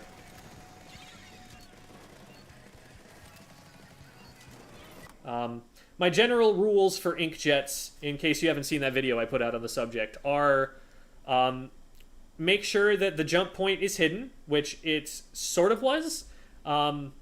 It was far enough out that you did have to drop roll away to get safe, but you were close enough to be able to do that. So as long as mid didn't fall, you were good. You want to splat someone within the first two shots. So if the first shot doesn't direct, then you hit an indirect with the second one, and that splats them. Otherwise, you're giving them too much time to respond. And then as soon as you've got that first pick, typically on the player who's going to threaten you the most or the one who's most accessible, then you immediately get as high of ground as you can to see over the top of cover, because at this point people will have had time to scramble behind it. And you make sure to keep your jump area safe with your shots if somebody is there trying to threaten it. So that's kind of a good set of rules for getting the most out of them. Another big part of it is, like I was talking about before, make sure that your team is there to follow up with it. In solo queue, sometimes you kind of just have to do the best you can with a 3v4, because somebody just isn't patient and goes down, and there's not much you can... It's not like you can tell them, hey, wait until I have this special.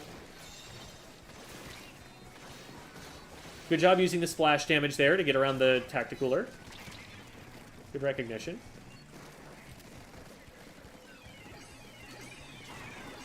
There are a couple of situations here where the Hydra probably could have splatted you if they'd just aimed a little bit better.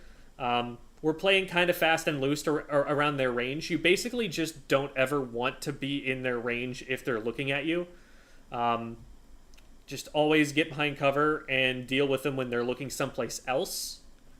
Because staying out in the open against them, I think there are 2 times now I've counted where they probably could have taken you out if you had... If they had aimed just a little bit more effectively than they did.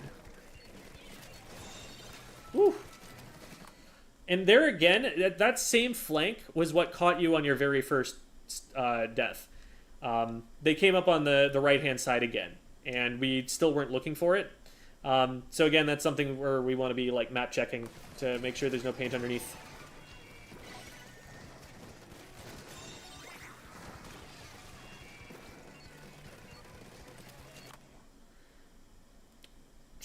You feel a little uncertain here, like you want to move forward, you want to look left, you want to move right, but you're ruling those areas out for one reason or another.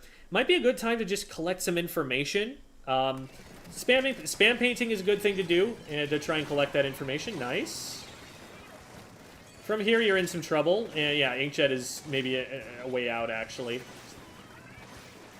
Your jump is going to be dead if you don't focus it pretty soon. Yeah, well, it should have been, but they missed. You've got to remember that the thing that made you inkjet in the first place was that there was a player coming up behind you, and the only way for you to deal with that with your feet painted was to go airborne. So, in that kind of a situation, you really want to deal with that player first. Make it so that they can't just hide all of a sudden. Make it so you're not just, like, turning your back to them and letting them have your jump.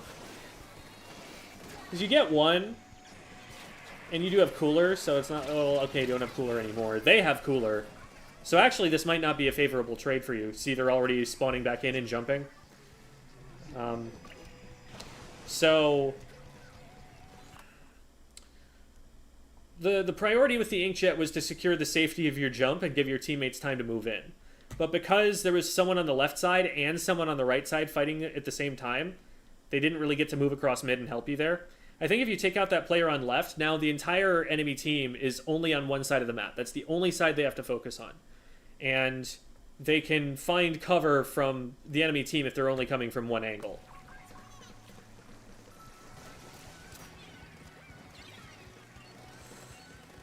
Unfortunate, you're the only one up. I probably wouldn't be putting out paint on the ground right now. Oh, okay, your teammates are jumping in somewhere, I guess.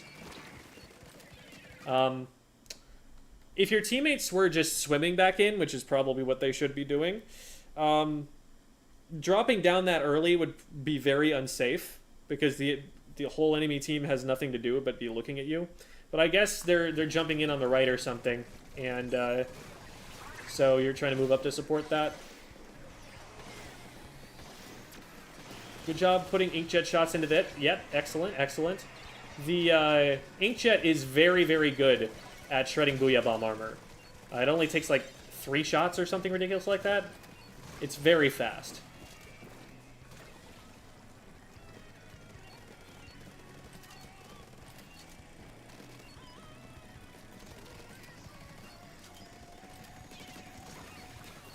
Nice. Good stop. Good job using your range there. You moved up close enough that the opponent felt comfortable dropping down. They thought they would be able to get on top of you. And then you backed up and used your range really well.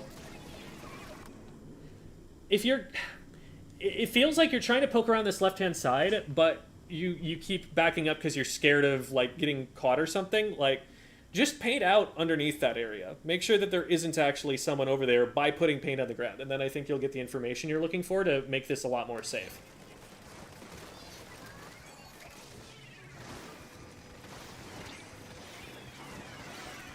This is definitely really dangerous. So let's back up for a second.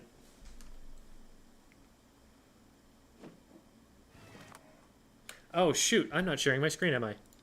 Sorry about that, Space Dog. They've been able to see from the stream, but there's a bit of a stream delay, so there. Should be better now. My bad. All right.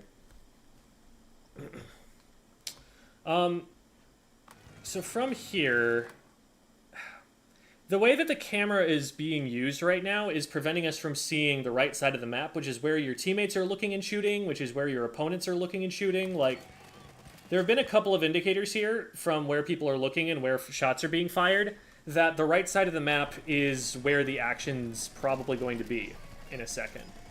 So you do get this player, but as soon as that happens, you probably want to be shifting over to the right, because, like, look at how deep one of your teammates is in their base right there. Putting ourselves in this position, like, where the wall is taking up so much of that right side of the screen, is really dangerous, because if that's where the fight's going to be, that's where you want to be looking. That's where the threats are going to be coming from.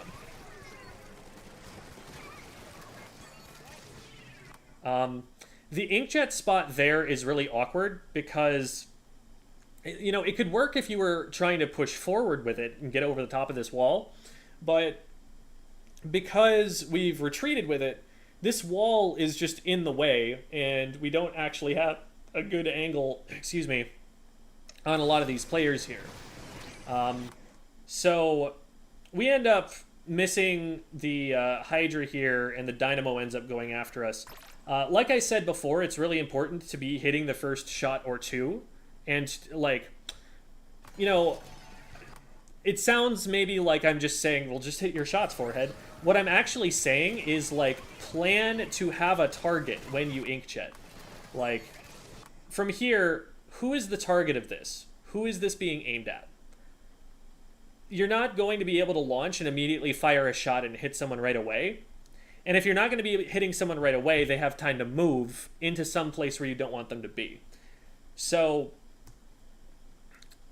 what we want to be doing is playing the initial launch very aggressively to hit that first shot, and then maybe playing back like this, playing for our life or something. But since we didn't take anybody out, there wasn't really anybody who's particularly threatened by those first few shots, that emboldens them. They're like, there's just this one inkjet. It can't look at all of us, and we have Tacticooler. Let's just run at it. And the Hydra runs away when you start firing at them. Then the Dynamo is able to just move in and take you out because you haven't been shooting at them in the meantime. If you launch and immediately hit the Dynamo, then, you know, the Hydra is not going to be able to support that in time, and they're going to have to move. But between the two backliners, they can each deal with the inkjet in their own way. So we really need one of them gone pretty soon for this to end up being safe. Otherwise, you just have to play really defensively, play for your life. Not what you want to be getting out of an inkjet at that point. So 4v2 situation, they have two specials. Our teammate is still going in. They're probably going to go down. They're just in a really aggressive position. They're, I guess, yeah, so someone actually went over to try and help them and they went down. The important thing here is to be focusing on the fight on the zone. We can't let this hammer zone us out. What I'd honestly be doing, given that there are only 9 seconds left, is throwing caution to the wind and swimming up to the ledge there, and then immediately popping the inkjet. If someone's like sharking, like this hammer is, then maybe they catch us as we drop. But if we take this much time to get to the zone, then we probably lose the game anyway. So what we're trying to do here is swim up far enough that the inkjet is going to be in a position where we can help, because the main fight that's happening is in the forward left over there, right? We've got our two teammates up there that are trying to pull off this flank. So if we're going to try and support them and have those players up in these last 9 seconds or so to help paint the zone, then we need to be getting forward to where they are to help them. Not ideal. I would really rather they not be doing this, because this is aggression that's happening before the rest of the team is up. They're basically pushing into a 1v4 or at best a 2v4. So this is like more on that play than it is on you playing passively here. But if we're going to help them at all, that's probably the way that it's going to happen. Might actually pull it off. Looks like, okay, they did get enough done on that left-hand side. So I don't know if maybe there were cooler jumps coming in or something like that, but they pulled it off. But we felt very zoned out of the game while all that was going on. And if the enemy team plays a more orthodox defense, or our team plays a more orthodox offense, we're probably getting more backed up when we're in that position on top left that you're holding against the hammer. Like, it's probably important for you to stay up there and not drop down quickly. But with the opposing team spread out and us needing to get to the zone quickly, there's a world where you have to drop down and swim in there and get a little bit closer before you use the inkjet. Because otherwise, best you're going to get is just that hammer, and then you're going to return really far back on the map, far away from the zone, and you're not going to have time to get to the zone before it's time to paint it again. So I think the biggest thing there for you, because it's hard to play around a team that's just constantly trying to go into positions that you can't help them, that's diving into that left-hand side with their beacons, where you going and trying to assist them is really difficult with your weapon. Like that, they're making it a lot more difficult for you to play around them, which is unfortunate.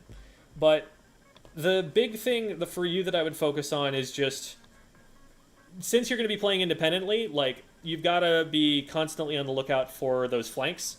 If you're going to be watching a side route, then make sure that you're, flicking map open every now and then to make sure that the route you're watching, to make sure that you're not getting distracted by the route you're watching and missing a direction they're actually coming from.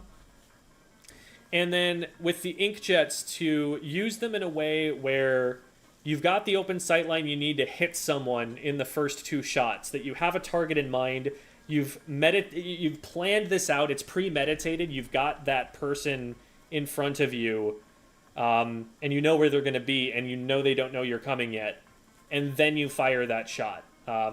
You don't fire the shots and find your aim later with the inkjet, because the first shot is going to make it so that you have the worst chance possible of hitting future shots. So those would be the main things that I'd look at there. Obviously, backline matchups are really important for you to know. Hydra, and its range, Dynamo, its ability to hit over ledges and stuff.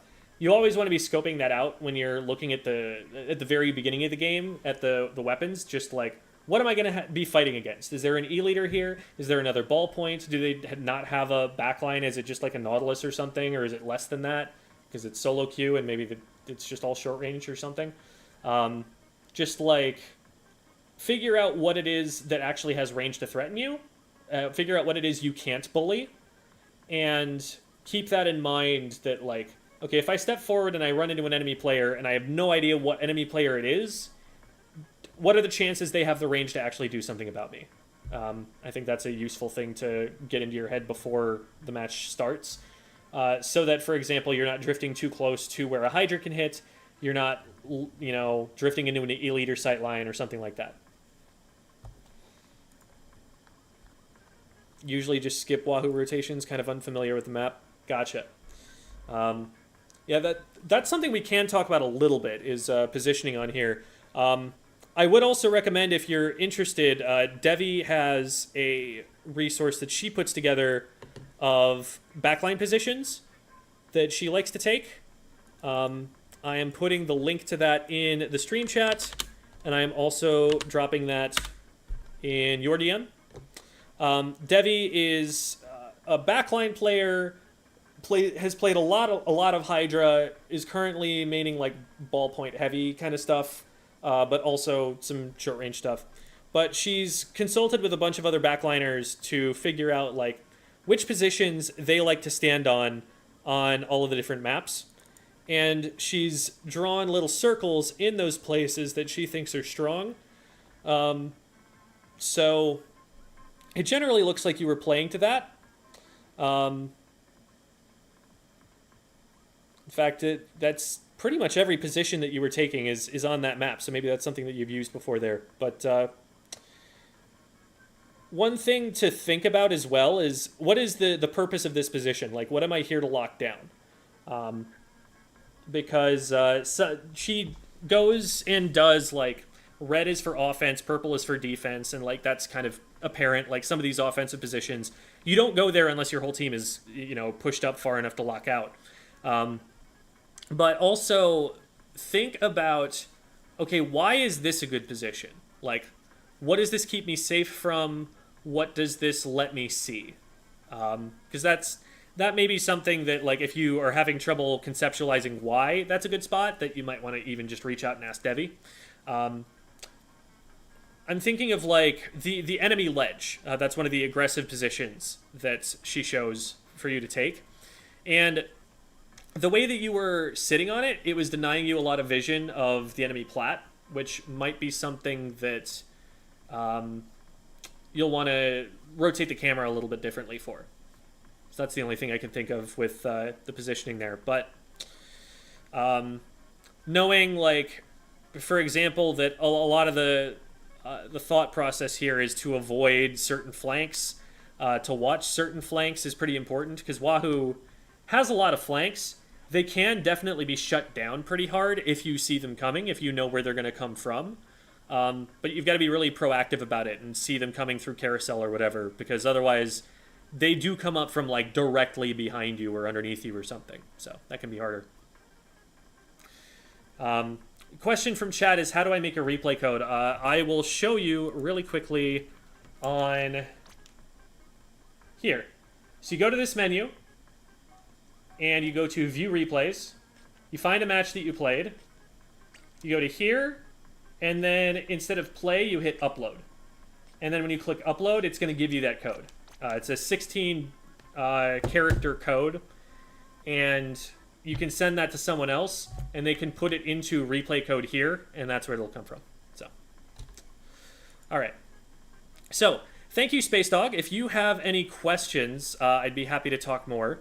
But I think we do have a... Actually, no. I don't think I ever did get code from Seoul yet. So we'll do a little bit of a Q&A while we wait for Seoul to get back from dinner. I'm going to go get more water because I've actually drunk all the water. But this time, instead of cats, we've got some dogs.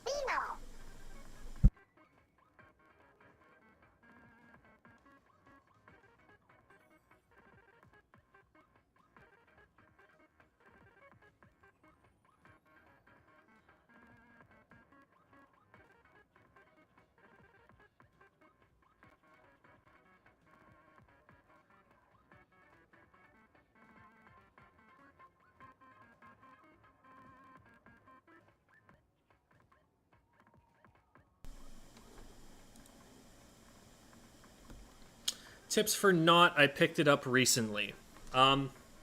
So mechanically, it's a bit different from Ballpoint in that you can carry the charge with you.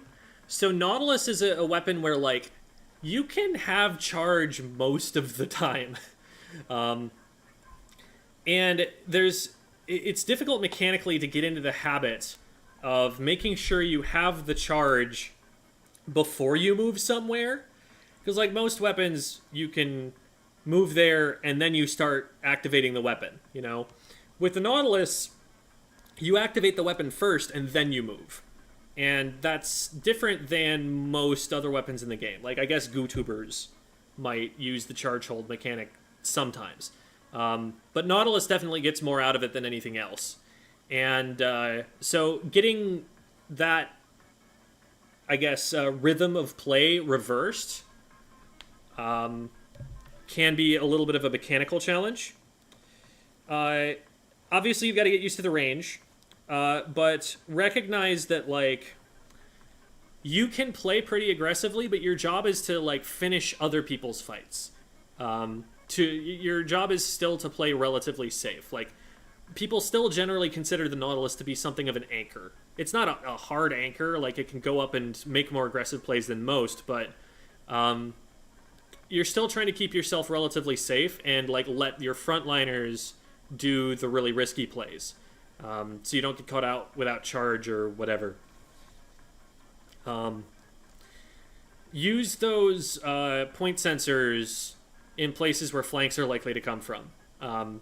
That knowledge of where the flank is going to be coming from is going to be really important to develop as a backline weapon in general, just seeing what it is that might threaten you. Rain is, you know, pretty, I don't know, one-dimensional.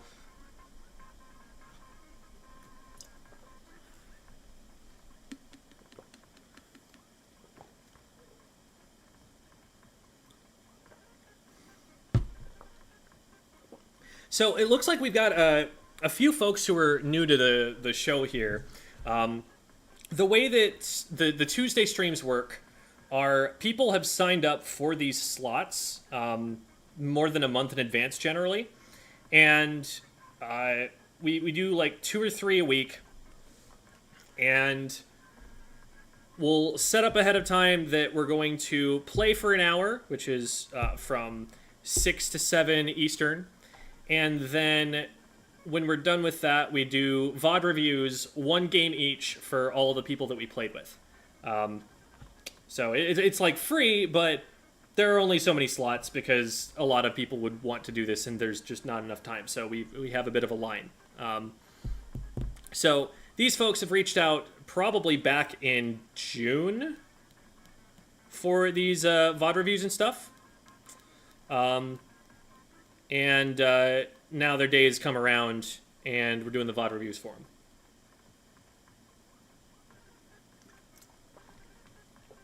I wanted to say I have to go. I have like a scheduled thing, so and I don't have any VODs that I need reviewed. So Okay. I just wanted to say bye-bye real quick, and have a nice day.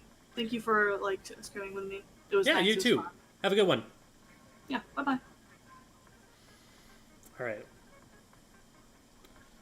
Also, do you have to have Discord? That is generally the way that I'm going to communicate with those folks. It's the way that if you're going to play in any coordinated setting in Splatoon, Discord is the way it's going to happen. You don't have to be on the call if you don't want to. People don't have to know what your voice sounds like, but it's nice to at least be able to be in the call and be able to hear what I'm saying so that you can hear it live. And that way, like, you're hearing it in real time. Because right now, I'm sharing my screen in Discord, and it's going to be a much less delayed experience in Discord to be able to watch that and hear me than if you have to watch it on stream. So, generally, that's preferable. And the way that I generally receive these requests is through Discord DMs. So, Discord is where a lot of the Splatoon community is anyway. If you're trying to get more involved and learn more about the game, it's probably a good idea to figure out how it works anyway.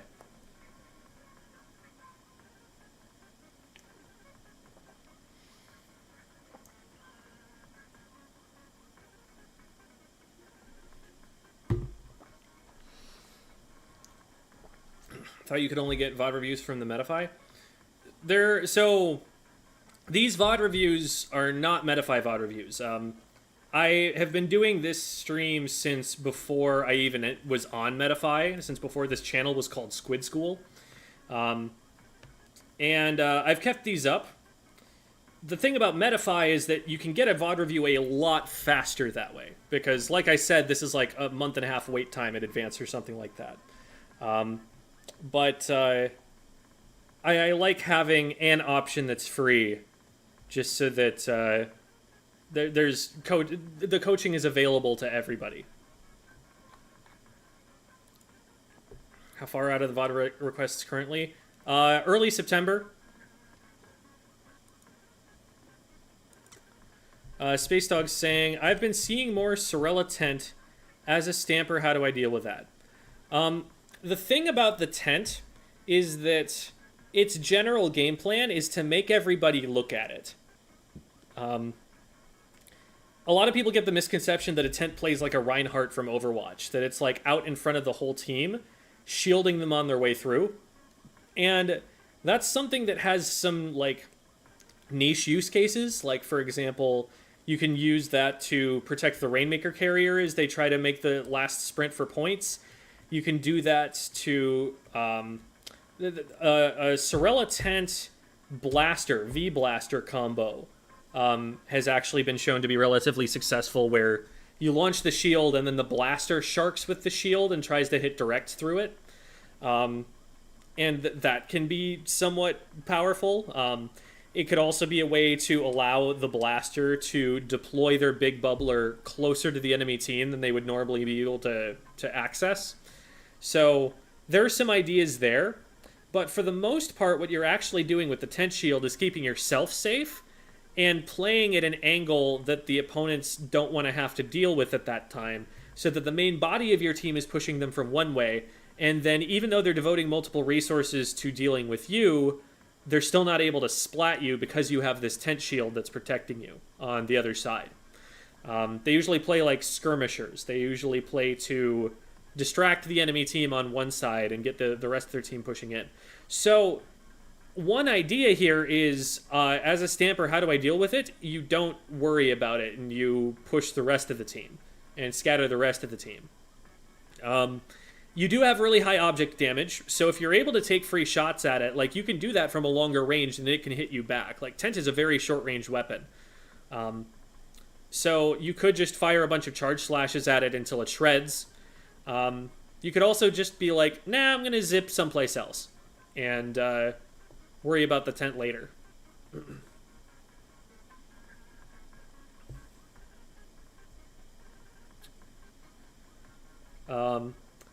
Question from chat. Why do S plus or X rank players never go for the objective in objective modes? So they do go for the objective, but I think I understand what you're asking, because they're not going to go for it right away. A strong competitive player recognizes that playing the objective is a disadvantaged state.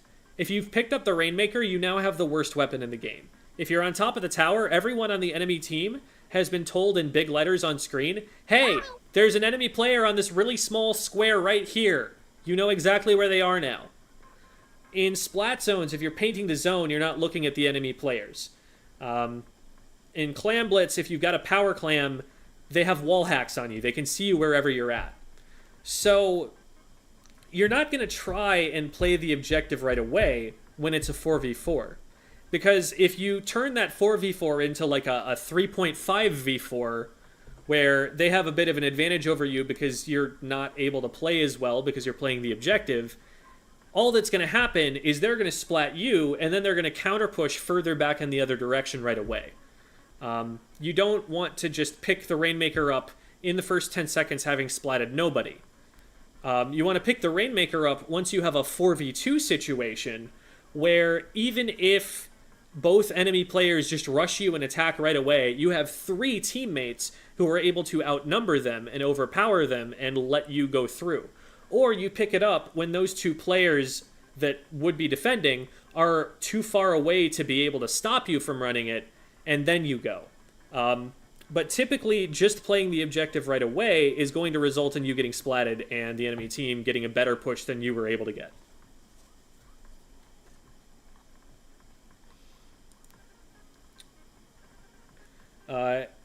Energy Spark asks, what do you do if the pace of the game is faster than you can process? Is that something that just comes with practice?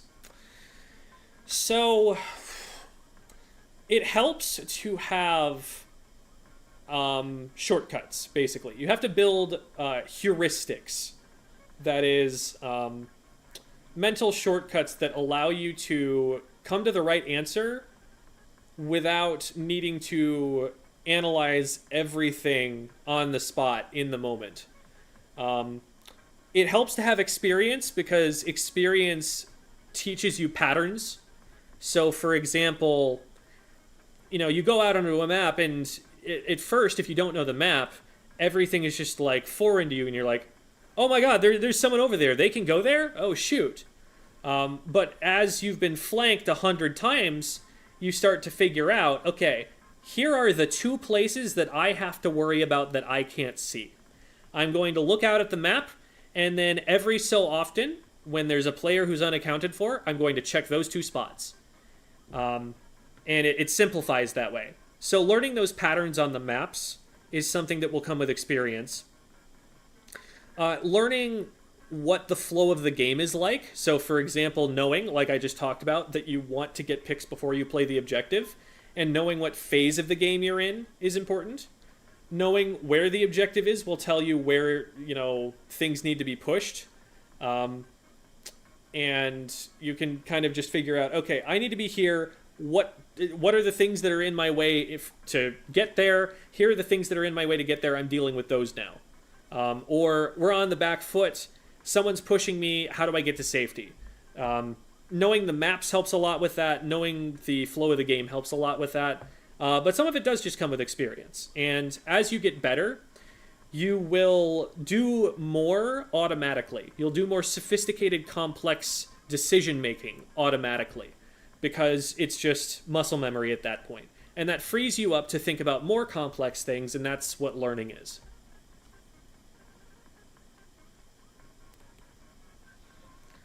Sorry, was it dumb questions? No, you're good. You're good. There are such things as dumb questions, but this is not something that falls into the category of dumb questions.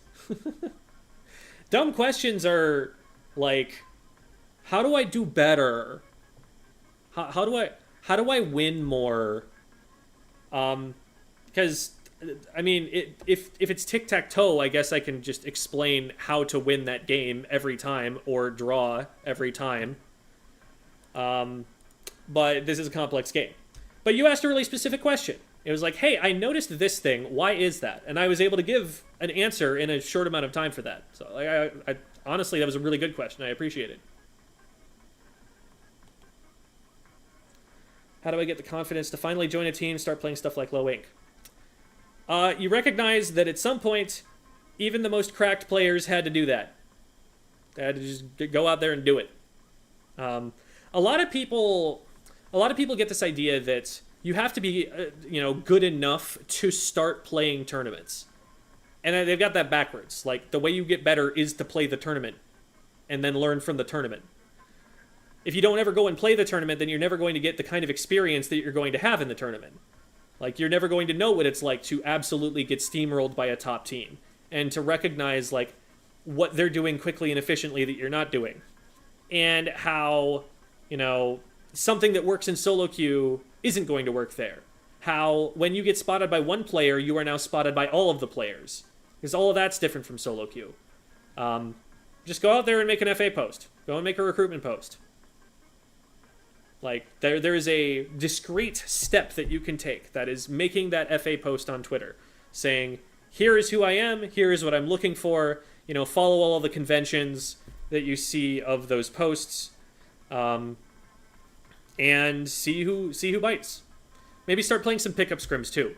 Pickup scrims are really good for meeting people. That was where I met Toxic, and that was how he ended up playing for the Grillers with us.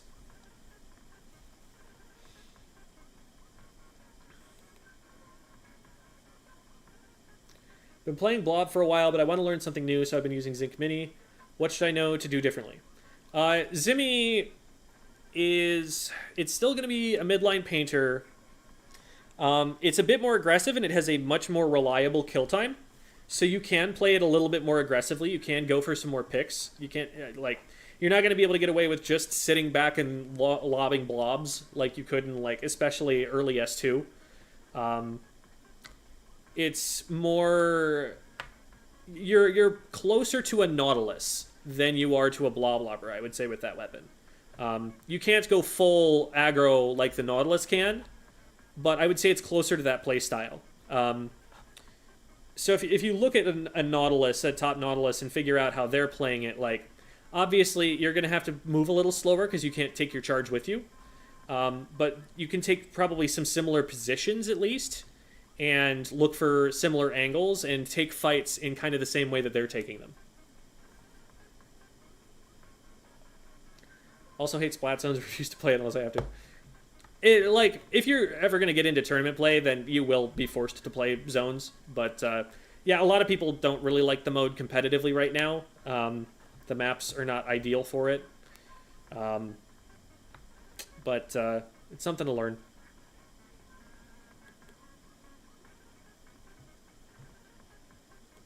How do you start to analyze the game? Help someone come to an understanding of the game as an analyst and such. You watch it and you think, why is the team that won winning? Why is the team that lost losing? That is that's a very basic understanding of it. There's a great video by FLC. It's in his past broadcasts on Twitch.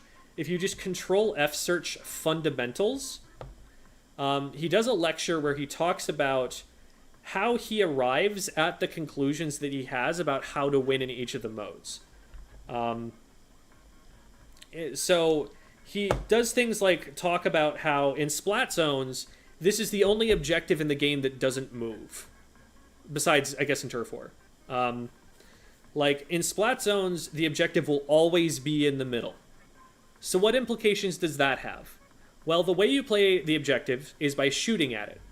So you have to be in range to shoot at the objective in the middle. So that means that there are some areas of the map that are more important than others, because on some areas you can shoot at the zone, and on other areas you can't. And so from there we get that the idea is to move people away from those areas so that the enemy team can't paint the zone and we can. So now we know our win condition. Like, it's thinking like that gets you to the understanding of the game that lets you make predictions about, which team is going to be better at doing this thing that we need to do to win the game. Well, weapons that paint a lot are definitely going to be up there. So if you've been, you've been insta-locking Luna Blaster in splat zones every game, like, you might want to consider, okay, but, like, that means that your team is going to have to compensate pretty hard unless you're getting a lot of splats pretty much every game. It gets you thinking about things like that. So I would say start very theoretical and then test those theories constantly. And you don't have to play the game to test those theories, because most people are not at a top level of play. Most people are not playing at the level of skill where every theory is going to be adequately tested. What you do is you go and watch top level play and say, okay, based on what I think is the way that this game mode works, this comp should send these players here, here, and here, and they should try to do this. And if they pull that off, then they should win. And if any of those predictions end up not working the way that you think they will, and that's like a consistent trend, and it's not just that someone, failed their execution once or twice, now you have a challenge to your theory. And you can move from there.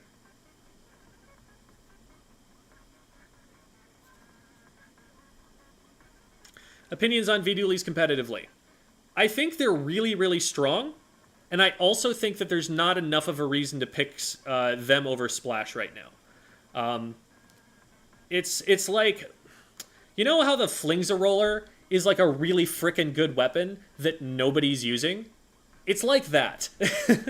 It's like, the one use case that I think V-Dualies do have that's unique to them, instead of the Splash, is that they have the dodge rolls that let you push into enemy ink. I don't think that's enough of a reason with only 2 dodge rolls to pick the weapon over the inherent AoE that you get from a burst bomb. Being able to hit up over ledges, being able to like contest sloshers in positions that no other shooter can because you have a burst bomb you can lob over the top, I think that's really powerful. Being able to combo with the crab instead of just throwing a suction bomb and then popping crab and the suction bomb not like locking them down or anything, I think it's just too powerful to have the burst bomb specifically. If those dualies had burst bomb, now I'm thinking the V dualies might actually be better in some cases. But it's like such a good weapon that nobody's going to use. I have a dumb question. How to 360 no scope? Spin around in a circle and then don't use a scope and shoot them?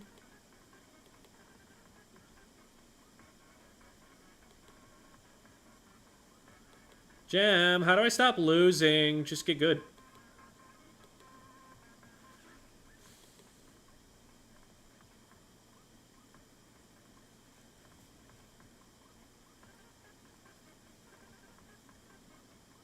How do I speak English good? That takes a lot of practice, unfortunately. That's a much more complicated thing, I think, than getting good at Splatoon.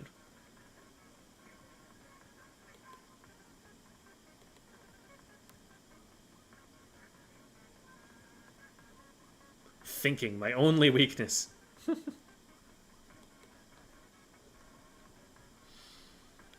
Recently joined a new team, and I'm concerned that my teammates are a bit worse, for lack of a better word, than I am. How should I review our games and determine each player's highs and lows? So the most important thing in that situation, because you're saying, how do I determine each player's highs and lows? I think the most important thing, if what you're worried about here is, like, the fact that you're stronger as a player than they are, is just figure out what is the thing that they should work on right now that will get them the most improvement the fastest. Just get them focused on like those 2 or 3 things tops. Just like get them working on their comms, get them working on map checking, and have them do drills or like work on their mechanics and solo queue. And like, don't pile everything on right away because that gets overwhelming. It takes a while to develop those skills, and if you're trying to develop 10 different skills all at the same time, you're going to forget about some of them and you're going to get upset and frustrated. Just focus them on like the important things that they need to work on the most, and drill them on those, hold them accountable for those, and then every maybe month or so, double back with them and be like, okay, here's where we were, here's where we are now. Do we need to change the goals that you're working toward? Is there something else that you will get more value out of than these things that we've been looking at so far? And if so, then you change their goals and they work on those next.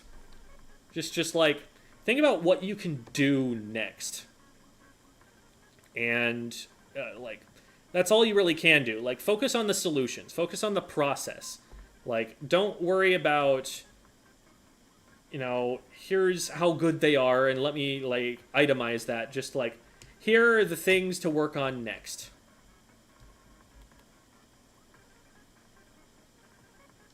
Splat Bomb on dualies.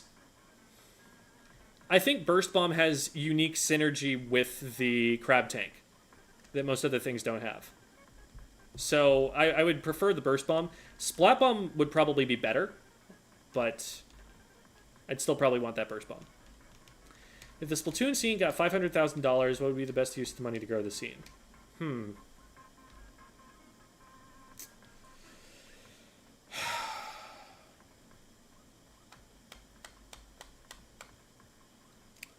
grow the scene.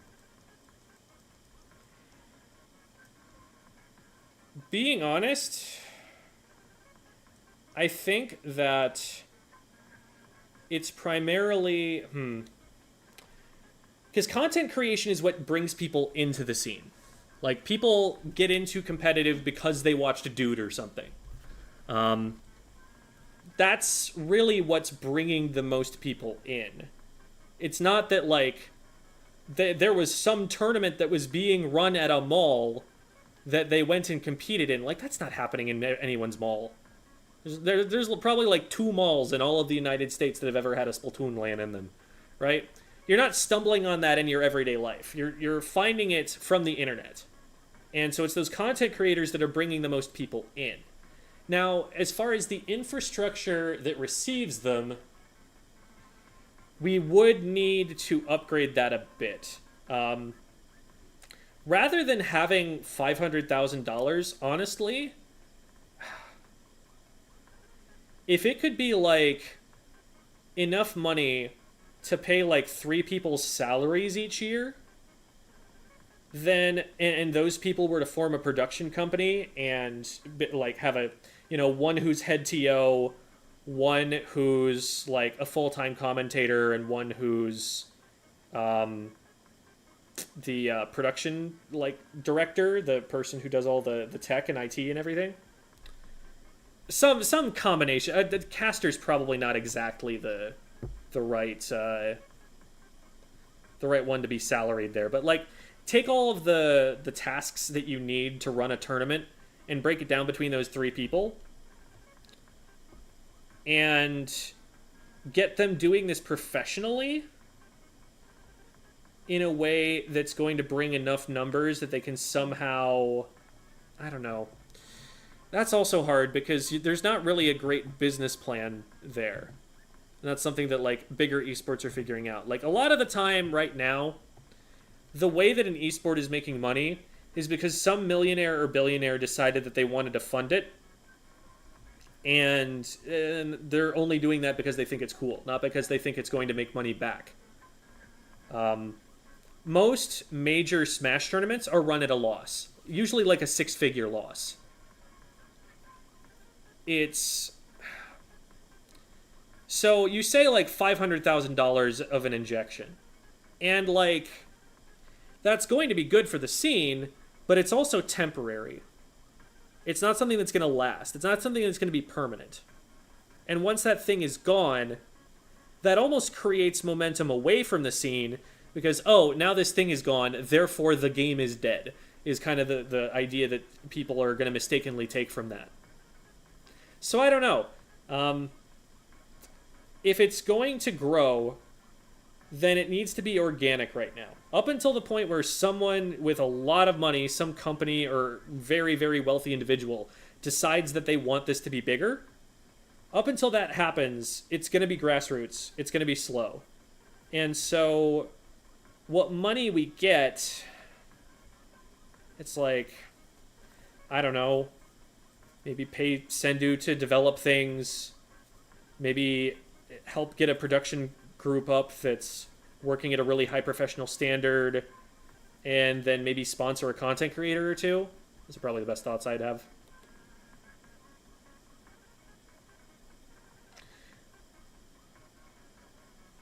Me and my friends have been debating on this for about 20 to 30 minutes. So femboys or tomboys?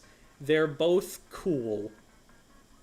They're both neat and poggers. And we welcome all of them, as well as everybody else. How do people get value out of a stamp? I play L3D for the burst combo, but whenever I get a stamp, it feels like just shooting them would have been easier. Stamp you use when people are trapped, when people are stuck in corridors, or when you can shark in and get like a jump swing off. That's my best understanding. You wish me luck on my 7th attempt to get my S+ rank up? Good luck, Paper.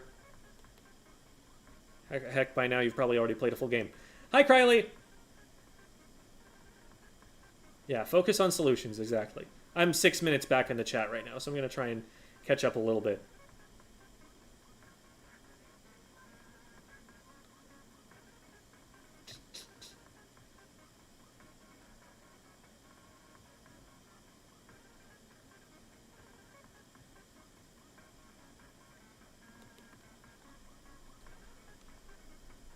Got the Splatoon manga volume 2.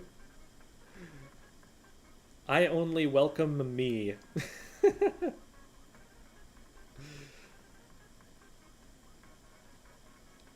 tuned into something that needs context, I feel like. Femboys, I will say, are very much in vogue right now. I don't know, like, how much of it.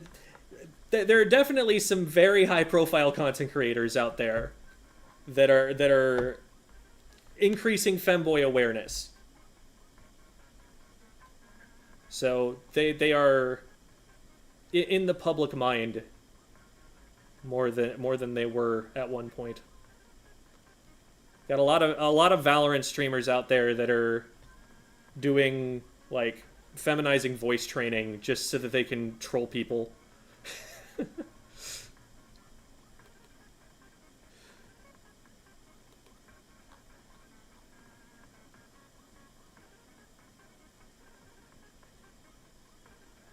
What other clothing items go well with the Indigo Boss Howry? Is that a piece of Splatoon gear? I don't know. Hi, caught up in chat, Jim. Hi, Sierra. Reminding me I need to get S+ before the season ends. Your vids actually helped a lot. Glad to hear it.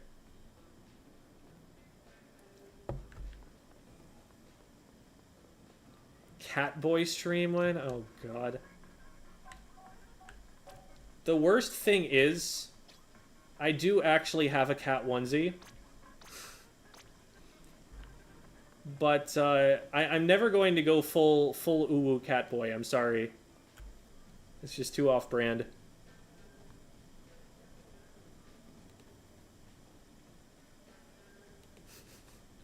When is your femboy era gonna take place? Oh god.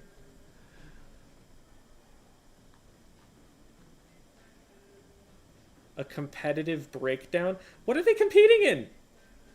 What about those two groups dictates that you need to pick a favorite?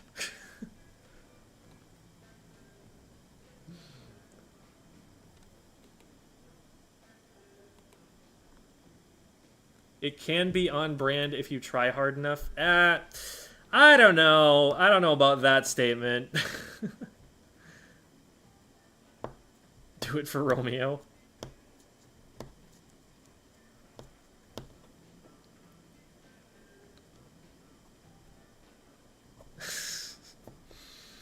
I'm pretty sure I actually have a video where I use it.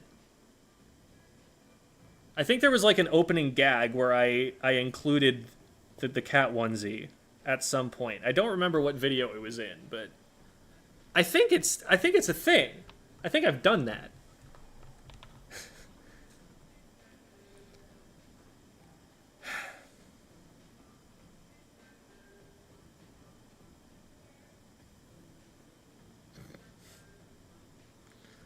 Oh my god.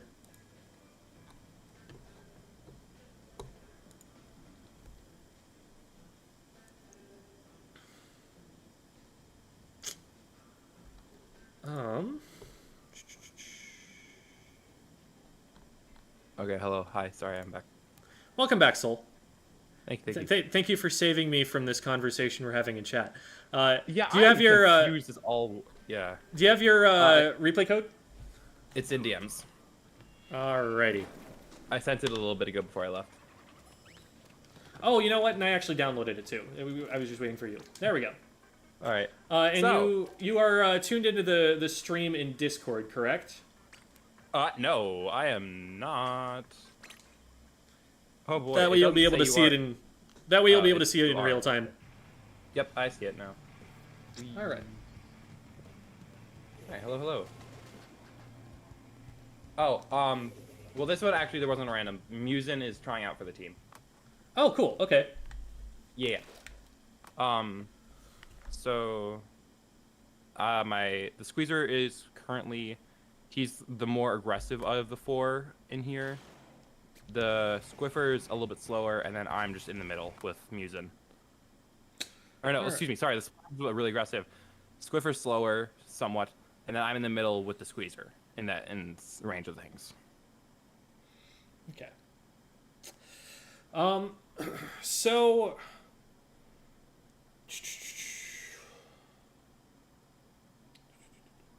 I should probably explain my. This. I probably should say my playstyle real quickly because I don't play like most Rush players. When I play Rush, I normally play to like push advantage, which I sometimes do a terrible job of doing because sometimes we don't even have advantage. I'll push in either way. I need to stop doing that. That's something I know I need to work on. But most of the time when I'm playing Rush, I will do my best to play to push advantage. So instead of like feeding or running around and distracting, I'll wait until we have an opening, and then we take that opening to start off a push or whatever. Then in that push, I will try and push up and clear as much space and get as many picks as possible to keep my team forward going. So here are my thoughts on that idea. Let's think about. So you're playing the Slayer role, is what you're saying. A lot of the time, obviously, roles are fluid, and there are a bunch of different things that anyone's going to be doing at any one point in time. But there are times where I'll switch between Slayer and Skirmisher. So right, what you're describing is the Slayer role, and so let's think about what you want in a Slayer weapon. One of the most important things to be able to do is any frontline weapon, Skirmisher, Slayer, whatever, is the ability to move forward and maintain the team's momentum. Staying alive is part of it, so. Not necessarily. There are a lot of frontliners whose job is not to do that. With how I'm playing, I guess. It's primary to stay alive. So, what's important here? Let me actually pull up sendu.ink/plans. Yay, sendu.ink. I am terrified of your chat right now. Your chat terrifies me. Yeah, they're just a bunch of lonely gamers. It's fine.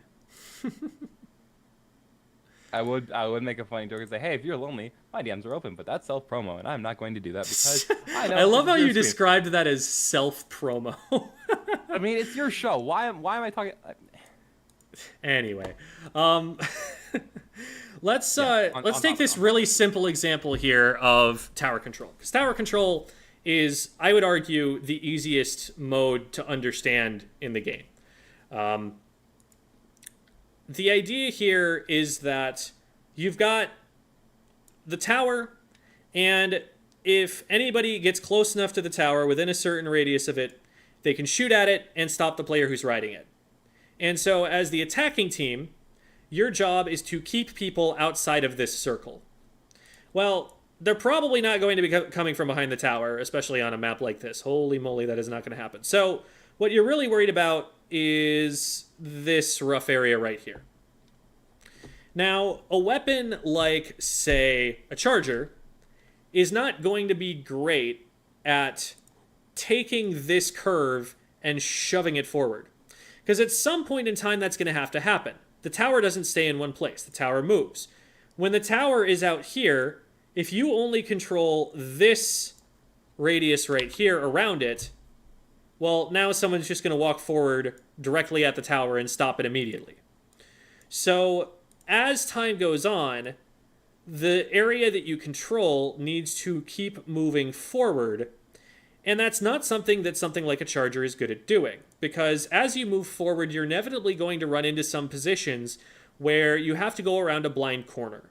Or you have to deal with somebody who is sharking you and surprises you. And to handle those kinds of situations, you need a weapon with a relatively fast time to splat that's pretty maneuverable and has a pretty fast fire rate a lot of the time. Because if you can't get at least really consistent damage on someone as you come around that corner and they surprise you, you're kind of stuck. So the kinds of weapons that are good at pushing around this, like I said, maneuverable, fast kill time, the ability to move forward and continue to take a fight while like moving around, good at using cover when they hide behind it. They're weapons that can kind of scramble, weapons that can kind of tussle. Once those weapons do get into position and you have this under control, now if somebody walks into it, the charger's going to absolutely laser them and destroy them. And that's what the charger's really good at. The charger maintains control over this once it has been claimed by the frontliners. I remember a coach I talked to a while back. He was just a freelance coach. His name is Dino. He goes by the full name I Am Dino. He talked about something like this and called it the active zone. I don't remember exactly the specifics on it, but he said the backline has a set range, and that range is known as the active zone, at least according to him. And anyone who enters that active zone should die on the spot, or either they die on the spot or they get close enough to the backline and kill them. And he had us do a drill where it was like a front line and a back line would pair up. This was in 2, by the way. This is a while ago, so things could have changed from then until now. But you would have a front line pair up with the back line in the drill. The front line would stay within the back line's range and not leave it. And then there were like 3 to 4 people on the enemy team who would just run at the start charging. It doesn't have to be a charger.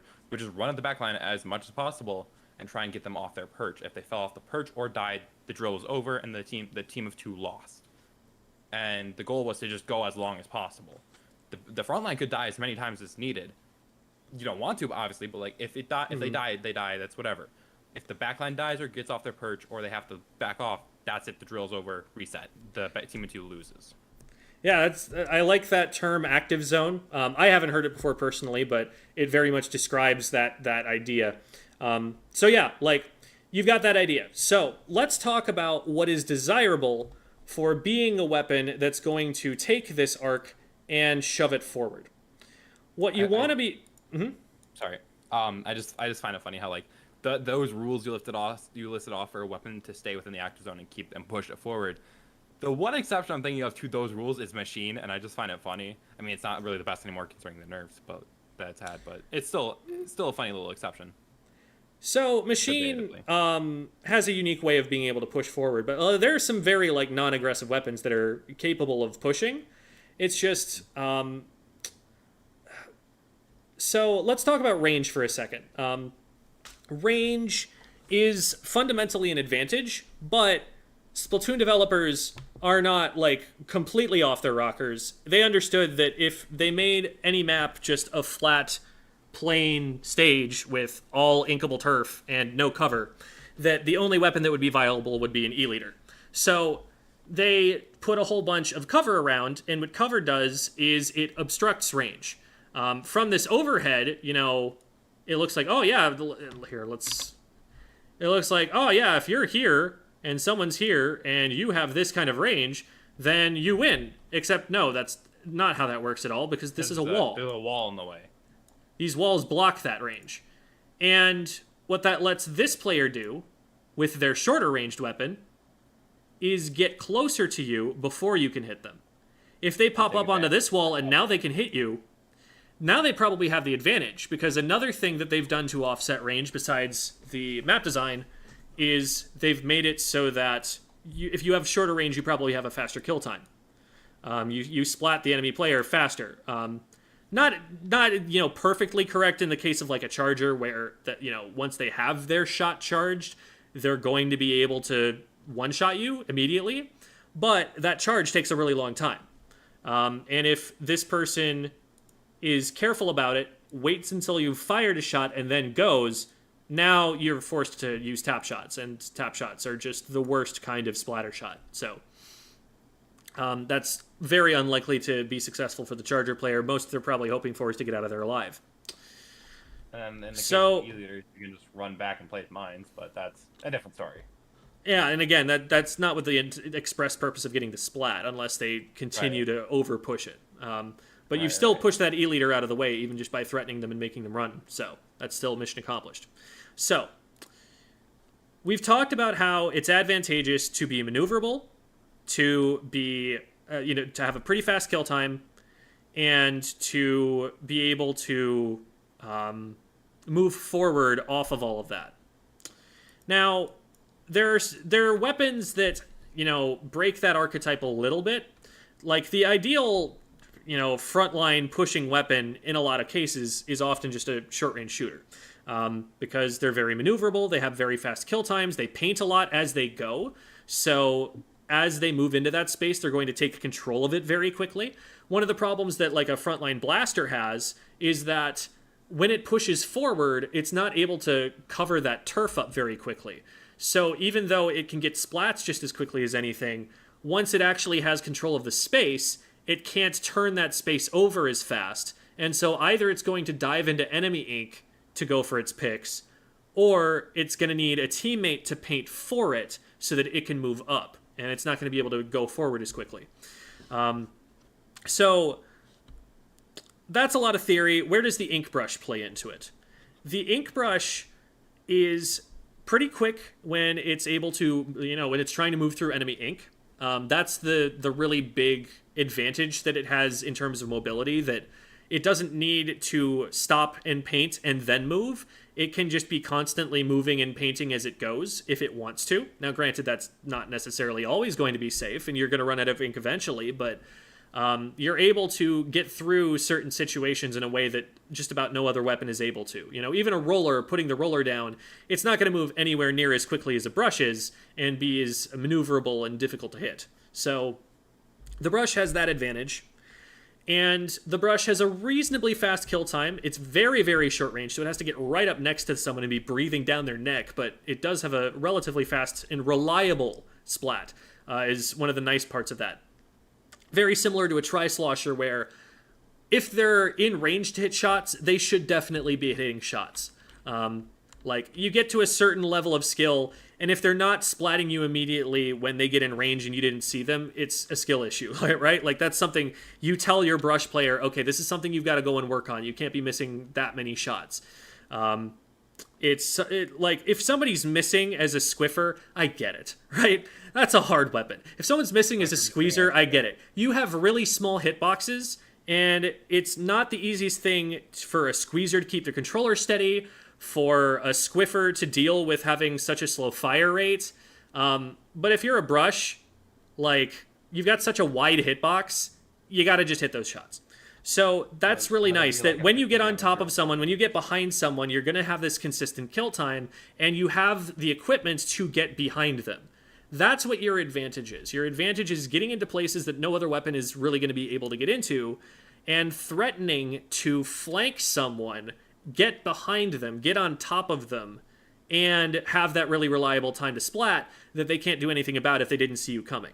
And even if they do see you coming, if you're coming at them from a different direction, now, as long as you keep yourself alive and protect yourself from getting hit by them, They have to focus on me instead of my team. right? They're split in two different directions. You know, if you're flanking this way, and your team is coming this way, they have to look at you, but that means their back is turned to your teammates, and so now they're stuck. And that's a Or really, they look at my team and then I kill them. like either way, this is a win for your team. So those are the kinds of positions that brushes excel in winning. Now, if the brush is playing on the front line, though, if the brush isn't playing on the side and is instead just trying to go with the main body of the team where they're going to face resistance. Let's say you put a 52 gal right here. Let's say you put a Nautilus right here. Let's say you put a bucket right here. The brush doesn't have a lot of tools to get close to that player. They can displace this player with bombs. They can try and put a whale out to force them to move and then run at them. But the main weapon is just straight up losing against any of those main weapons that I just listed if you're just trying to fight them out in the open and both people know where they are. Right. You cannot move while you're shooting anywhere near as fast as any of those weapons, so they will kite you every time if you engage and they're able to get out of your range. I probably should be specifying this. I don't usually play brush in solo queue because Sure thing. I know it has these weaknesses, so it's easier for me to make it work in coordinated play where I can say, hey, I need you to paint through this for me so I can get up and get kills, or where I know I can take the first option that you mentioned earlier, where I just play distraction. But most of the time, I will try and ask for paint to push up in, or shark up in. That's usually what I do. Right, and that's all good. So going back to this, the main weapon straight up loses in an open fair fight. So if you're going to be playing an aggressive playstyle with this, the kind of sharking playstyle, what you're looking for is a lot of paint to work with and something that's going to make your opponents unsuspecting. And so that's going to mean that the rest of your team is going to need to draw their attention somehow if that's what your main goal is. A lot of the time I find octobrushes playing that sort of playstyle more often. Reason being, with range, They have more of it and more the ink brush, obviously ink brush has shorter range than octobrush. The ink brush also has a relatively slow kill time for frontline weapon. Like, it's definitely not slow, but there's also definitely time to react when you start getting hit. And it's a lot more common with the ink brush than the octobrush because of the range difference, that when someone starts getting hit, they flee before you're able to get your time to kill out, and they're out of range of you, and now you're getting kited. I agree with that. The thing is, it also depends on the player, because sometimes certain players will be able to hit the trigger quicker. Like, for example, me compared to someone I used to know. I've been playing this weapon for almost 6 years, so I've definitely built up a mash that I can have consistently. So if I can get in and get behind them, like you say, brushes would like an ink brush, specifically an ink brush would do. If I can get behind them, I usually can get them before they can make a move.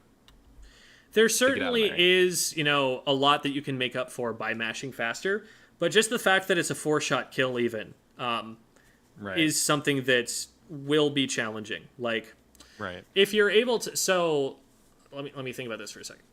Like, if you're able to mash 4 times in, say, like 20 frames, so like 12 times a second, that definitely helps you out a lot. But that's still slower than a splatter shot or a 52 cal. Right. And that's a lot faster than most people are capable of mashing. So, and I don't know if there's an upper limit that you can hit with those flicks, but so that's Ink Rush- something. Ink Brush does have a cap, actually. It's like, God, I don't remember. There's like, I had it memorized at one point. I'm sure it's the same as Splatoon 2. So if I need to, I can go look at the GitHub for that. But I think it's like you could throw out 4 flicks in like a third of a second. I think. So it was, I think it is 12 flicks a second. 4 flicks in a third of a second. Yeah. Okay. So yeah, if that's the absolute limit, It's 4. They're 8 flicks a second. Sorry, my bad. 8 flicks per second. Yes. That. Okay. As far as I'm aware, that is I could be overestimating it, but that is the So fastest I've 8 ever flicks hit. per second, and it's going to take 4 of those flicks to kill. So your kill time is capped at half a second. But a splatter shot is So 18. like 36 frames. 18. It's 18 frames. Yeah. Okay. Same as the 52 gal. Sploosh is faster than that. So like, there are some weapons that splat significantly quicker, and so between players who are equally, accurate and playing optimally, the brush needs the advantage of surprise, and so that's what it Otherwise- plays for. Because like that tenth of a Otherwise, the brush second. fundamentally loses. That tenth of a second is something that you can create for yourself by surprising someone, because that's faster than the typical human reaction time. You're talking about like some kind of fighter pilot or like Olympic sprinter. If we're talking about someone having the sort of reaction time that it takes, even just to like notice that, and the amount of time that it takes to respond to that on top of the reaction time, you've probably got them. So that's still something you can play around, right? Like that's not dooming the weapon or anything, but it does mean that you're incentivized to play it a certain way and that you don't want to be playing generally from the front, because even though you could play it from the front, and there are definitely like advantages that the weapon has in doing so over a lot of options, there is going to be something that does that job better. There's going to be something that paints in a way that's more useful for you to take space as you move forward. There's going to be something with a little bit more range, a little bit better of a kill time.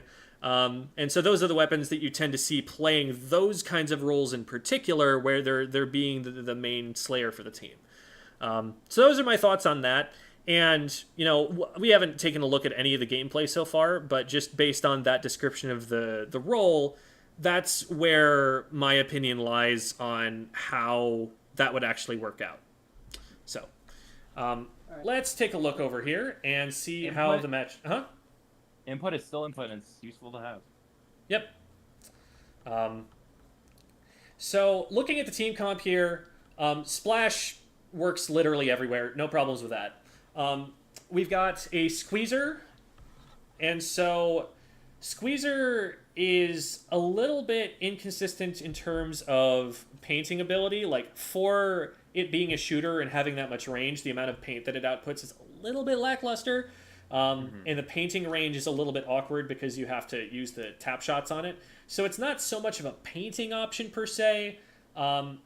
This comp, it's not that any weapon is like really bad at painting. Like, you're not running any blasters, you're not running a tetradulies, you're not running a roller.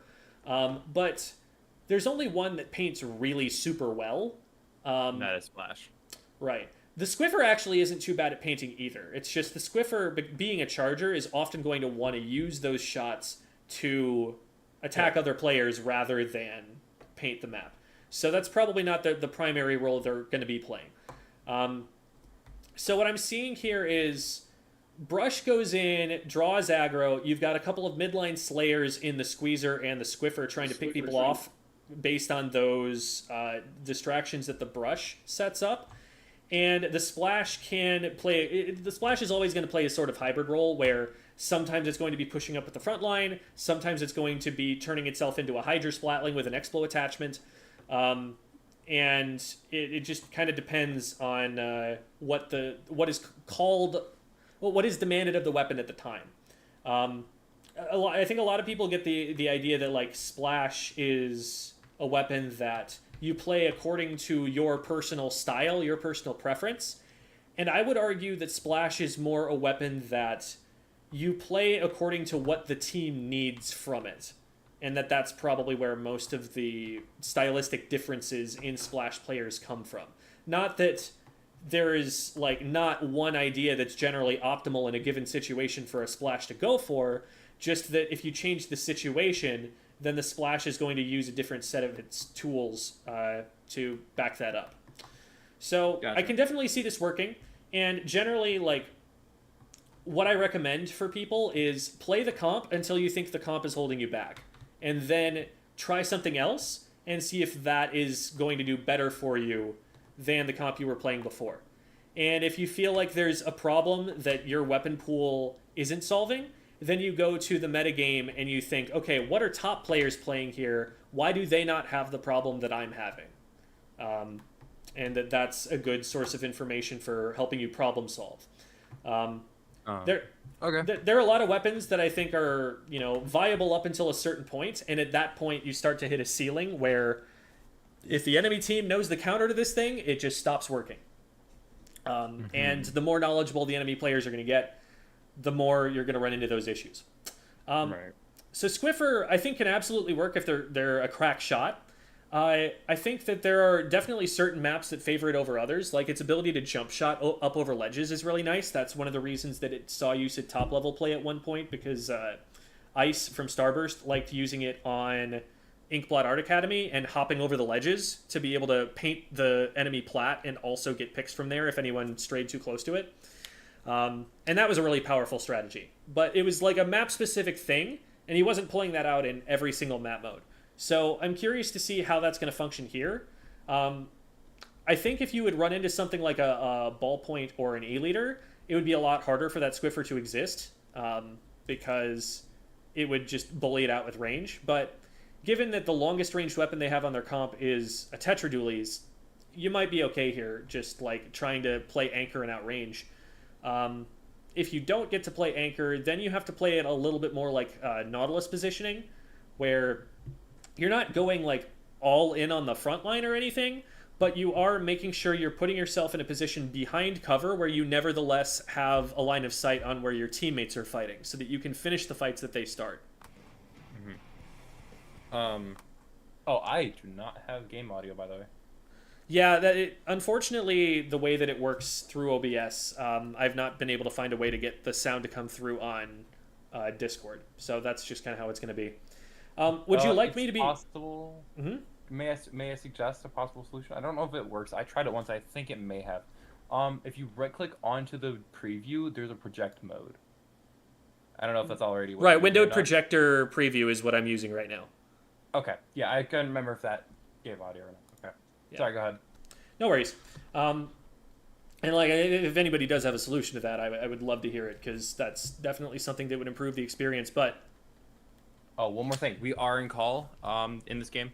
All four of us are in call. We are coming. I've been playing with the Splash and the Squiffer for a bit now. Last time I played with Mew was several months ago, because we were on a team at one point, and then that team disbanded. Okay. But they were actually trying out for the team I am currently captaining. So cool. Just a little info about what's happening in this situation. Yeah, sure thing. Also in chat, my gamer tag is Gem. That is why people call me Gem. Squid School is the name of the channel and the brand, but that's who I am. Did people not know you were called Gem? There are people who drop by all the time. That's all good. Got it. Okay. So would you prefer that I look from your perspective here, or would you prefer that I take the overhead view that will be more helpful for you to be able to talk with your team? It's more about, like, do you want input for yourself and your own individual play, or do you want input for how the team is working together as a whole? Preferably the team, but if there are some things you want to point out about just me, that's fine. Go ahead. Absolutely. Okay. But yeah, I do eventually want to, if it's okay with you, can you possibly send like a clip of this from the VOD, and so I can look at it with my team? This will be saved on YouTube. Okay, sick. just So on- I can go look at it. all so I can all blow it up YouTube quick. streams go to the live category tab. Okay. So you just go to the Squid School server and click the live tab from the main channel page, and all of the previous streams will be there. So you'll be able to find it there. And then I can just go to the right time. Yep. All right, thank you. All right.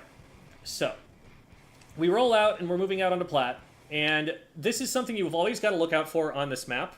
Is the enemy team can drop out to that side where the double dualies are going faster than your team can get there. It feels like that's a part of the map that you should be able to control, but because of that shortcut, they're actually going to get there faster. It looks like, did they even do the fancy tech where you jump across the corner? They might have even been able to get there faster. Okay, yeah, they did do the shortcut. So, like, they're going to be here fast, and with a comp that looks like this, you're probably expecting that if they're coordinated in any way, that they're going to be diving. Double dualies, The dualies, I think it's the dualies, had a tag, so I assume those who were in call. Yeah. When you run double dualies in a competitive setting, and granted, these two players at least are probably doing that, maybe not their teammates. But if you run double dualies in a competitive setting, what that tells me is we want to run into your color ink and splat you. And that is what they're trying to do. Just run in, get kills, maybe die, but still run in, just run in, just run in. So we do a good job of collapsing on that, recognizing it fast enough that it doesn't surprise you. And one thing that's unfortunate for them about this play is that they had to be right on top of each other, because this is a very narrow ramp that they have to get onto your plat. They can't flank you. They can't come from two different directions. So you just kind of put a whole bunch of damage in the same spot, and you hit both of them. So they're two down. An immediate disadvantage. Right. They're two down, which means now we push up and we take space. The whole front line of your team should just be holding forward at this point, because even if you run into an enemy player that you didn't see, if they splat you, now your teammates are all with you. They know exactly where that player is. They're right there with you. They take him out, and you win that trade, because 1-for-1, when you have a 4v2 numbers advantage, you like that. That staggers them for longer. That's something that you would prefer to have happen, that 1-for-1 trade. Even though, we lost one and they lost one, so it's even. No, it's not. Trades go in favor of whoever likes the status quo. Trades go in favor of whoever's winning right now, because a trade means that status quo lasts for longer. And so a 4v2 numbers advantage, the same exact thing is going to be happening if you end up in a 3v1 numbers advantage when that 1-for-1 trade happens. So just hold forward, take whatever fights you want, and until the enemy team has players spawning back in, this is free map control. It's free real estate up there. Get up and take their plat. Take as much space as you possibly can, because there are other players on your team who are less well equipped to push up, who can be doing the job of picking up clams and getting ready to actually paint up and have specials ready to score and stuff. Your job as a Slayer is to take that space, and their job is to fill it in with something. I don't remember if that's what happened or not. So we move up. You're taking space. This is good. This is good. We want to really collapse on this Zap player here and punish them for staying in this space that you guys now control. You have 4 players in this location, and they only have 1, and that player is not retreating. That's actually moving forward at you. They have 2. The CCI Mango is the- not on the plat. Right, they just jumped in, though. Yeah. We've But, taken like, within- What I'm saying is we've taken long enough to collapse on the NZAP that they were able to get a jump in. Because the NZAP drops in right there. This player shouldn't really be able to get this close to the team. Like, there's a jump there coming into them right now. They're in, look at their position right now. They're in between you and all these other folks on your team. So this is a moment where we should just be like, you are out of position, and so therefore you are down. We got that the Zap is right here. So I want Musen to keep up the fire on the Zap, and for DeAndre to go in and splat them. And if the zap focuses on DeAndre, then Musen hits their shots, and we get this zap down. There's not a lot of commitment happening to this fight, and that's giving them enough time to jump their player in. And now they have a 4v4 fight, where before this was a 4v1. And that's because we didn't move up aggressively enough and take advantage of the fact that they were down players. So their jumps are going to come back in. The dualies, granted, are going to have quick respawn. They're going to almost certainly be running a ton of that so that they can spawn back in and jump back in as quickly as possible and then dodge roll on landing and keep the fight going.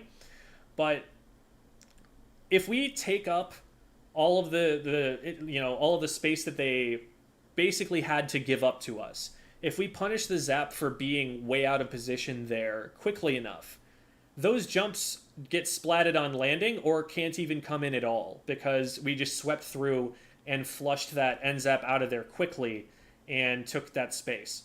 Now we're having to fight over mid again. And it looks like we're winning generally, which is good, but a top team wouldn't have had to fight in mid. The top team would have been on their plat already and would have been fighting over the area around basket because they moved up and dealt with all of the threats that they were in the way and kind of swept through like a wave while they had that momentum. And that's what you're kind of trying to emulate, is getting that speed as a team where we have an advantage. Go, go, go. Let's go. Let's go. Sweep through. Get, ends up in mid. Ends up in mid. They're out of position. Go. Like, get on top of them and get everyone looking at the same fight at the same time so that... Ensure that we win the fight. Right. So that we set up a 2v1 or a 3v1 on that player. They have no chance to win it. And then we keep moving forward from there, having maintained our numbers advantage for another 10 seconds or so.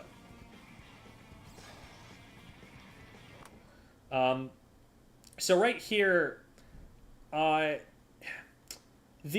dualies kind of end up letting you through a little bit. Like, what should probably happen here is that the dualies trade with you, where they splat you first because you weren't even trying to fight them back, but then your teammates follow up and splat the dualies in return for it.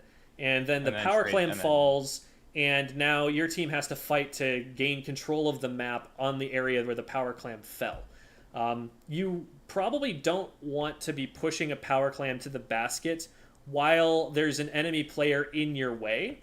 You would much rather be dealing with that player first and then pushing it in. At a certain level, if you just try to put the brush down and run with the power clam to get to the basket, people are going to have the aim to be able to stop you. Here, it might have been worth it because you're able to just trade the dualies because they have to focus on you and then your teammates can keep going.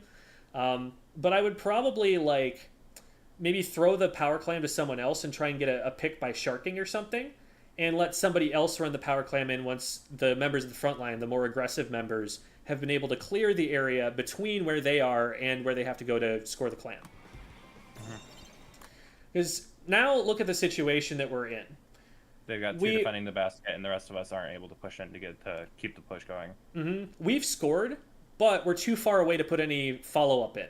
So even if these brush plays work, what ends up happening a lot of the time is there's no follow-up. You score for 20 points, and then the basket closes. And in a competitive setting, what you're really looking for is when you open the basket, you want a KO. It should be your goal every single time you open the basket to be able to either get lead or KO the enemy team.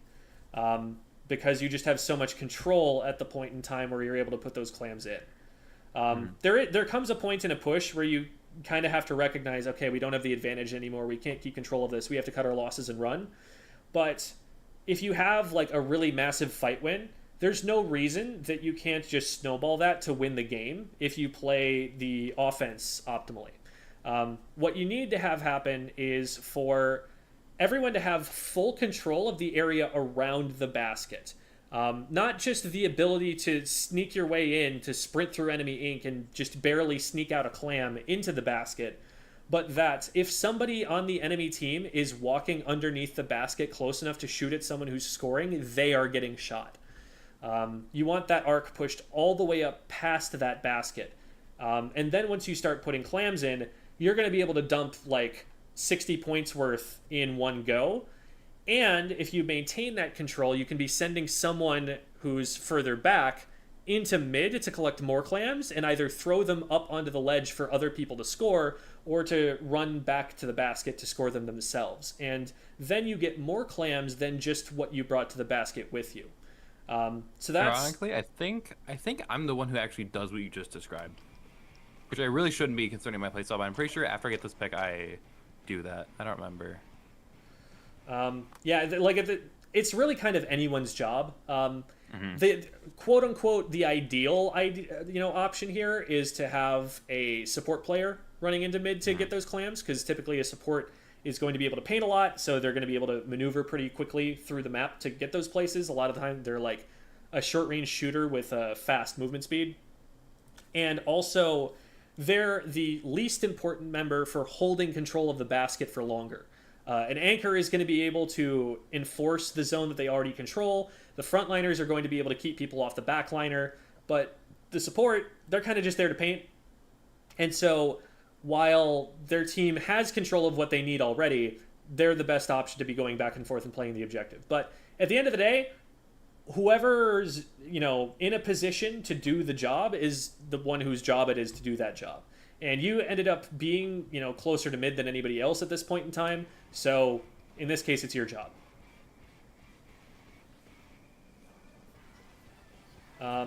But we're not able to get in time. And so now we're all dressed up with nowhere to go. We've got, so much control of the map, but we're going to have to give that control up to some degree because we need to find more clams. And all of those clams are going to be behind us. And so that's the situation you're trying to avoid. The goal in a Clam Blitz push, it is to, dump a lot of clams in on just one push, but that doesn't mean that you're throwing them all in at once quickly.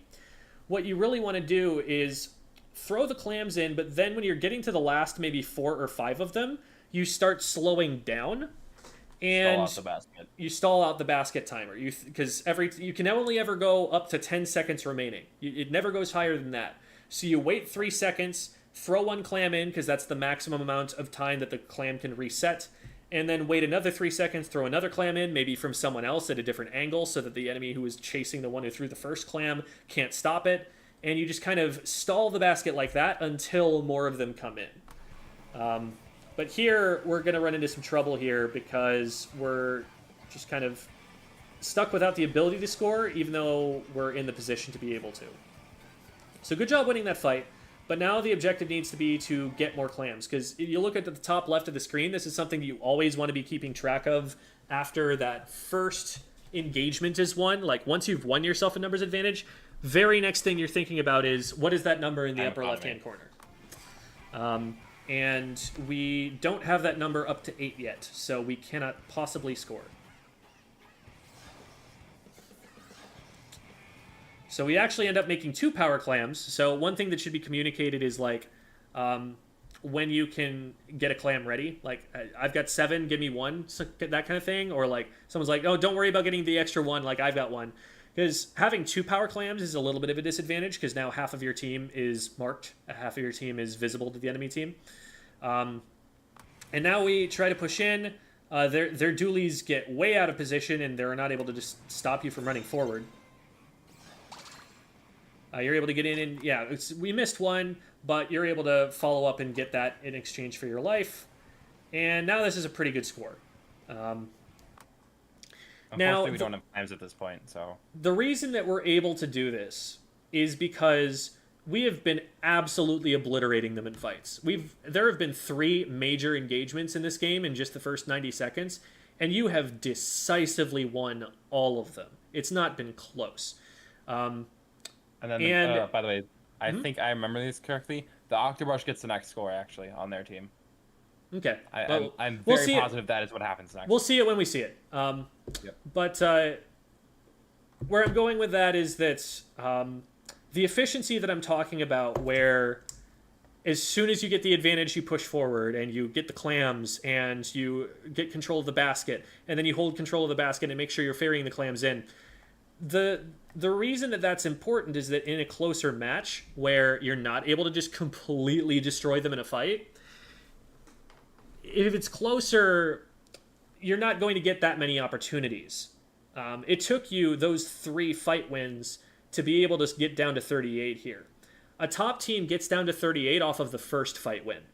And if you end up in a situation where you win the first fight but lose the second, now we're stuck at like 80, and that's the only score that we got away with. So at this point, yeah, like, and that's the exact situation I'm talking about where, like, I look at the brush and consider it as a slayer, and I'm like, that's just kind of rough. There's not much your weapon can actually do. You can throw a bomb in front, you can maybe try to whale them and run in that way, but, like, in the 1v1, if they've got the range, if they see you coming, you're kind of just out of luck. So they're able to... If I had gotten closer, we would have had the same kill time. I just wasn't close enough. Right, and that's the trick, is, like, you have to get close to them. Get close enough. You have to get close to them, and they don't have to get close to you. So as soon as they know you're there, and you're out of range, you've lost the fight already. Yeah. So, you did the best you could. And they did not... so there have been a lot of clam throw misses. And one thing that I want to remind everybody is that you can press and hold the A button, and it will show where that clam is going to land. So all you have to do is line up that line that it shows you of where the clam is going to land with the basket. It's worth taking an extra quarter of a second to line that up if you would miss it otherwise. Now, the better you get at it, you know, the more experience you get, the less you have to rely on that, and you can just know, I'm here, I aim here, and I press A, and I throw it in. And once you get to a competitive level, people get better at that. But right. I think I also remember in one of your videos a while back, you said that, no, it wasn't a video, it was a short. You explained how, like, there's a little dome by the basket where at the peak of that's the range you can throw the power clam in. Yep.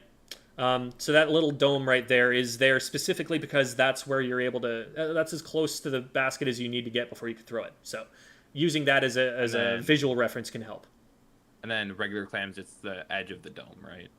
Regular clams are a lot further back. Right, yeah. They can generally... versus, like, a power clam where you have to be at the top of it, the mound, or dome, whatever. I'm pretty sure it's further back than that you can throw an individual clam in from. It's pretty substantial. Okay. But that's just something where, like, if you miss a power clam, it's like, it happens. Even top players will occasionally screw that up. But usually it's happening because they're under a lot of pressure. Generally, if you miss a power clam, that's your fault. That's something that you just gotta, like, it can help, honestly, to work on throwing them. Like, a drill that's not actually that bad of an idea to work with, especially if you have a comp that likes to do super jump plays, like with Krakens or something, is to just practice, like, have someone at the basket and get someone to make a power clam, and then have them practice hitting that super jump immediately on landing. Just not having to line it up or anything like that, because if you're jumping in hot, you're not going to have the time to line up. Just as soon as you land, it's going in the basket, and you're hitting it every single time. And that's good practice as a team if you're missing them too often. This time, obviously, it was the other team that missed them, but we saw this team miss them once. And so if that's a recurring problem, if that's a frequent issue, that's something to consider.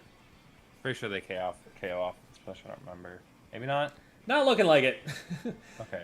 It may have been the next push, but they did lock us out eventually, this team. Okay. So one thing that's happening right now is there's a flank coming out on the left-hand side.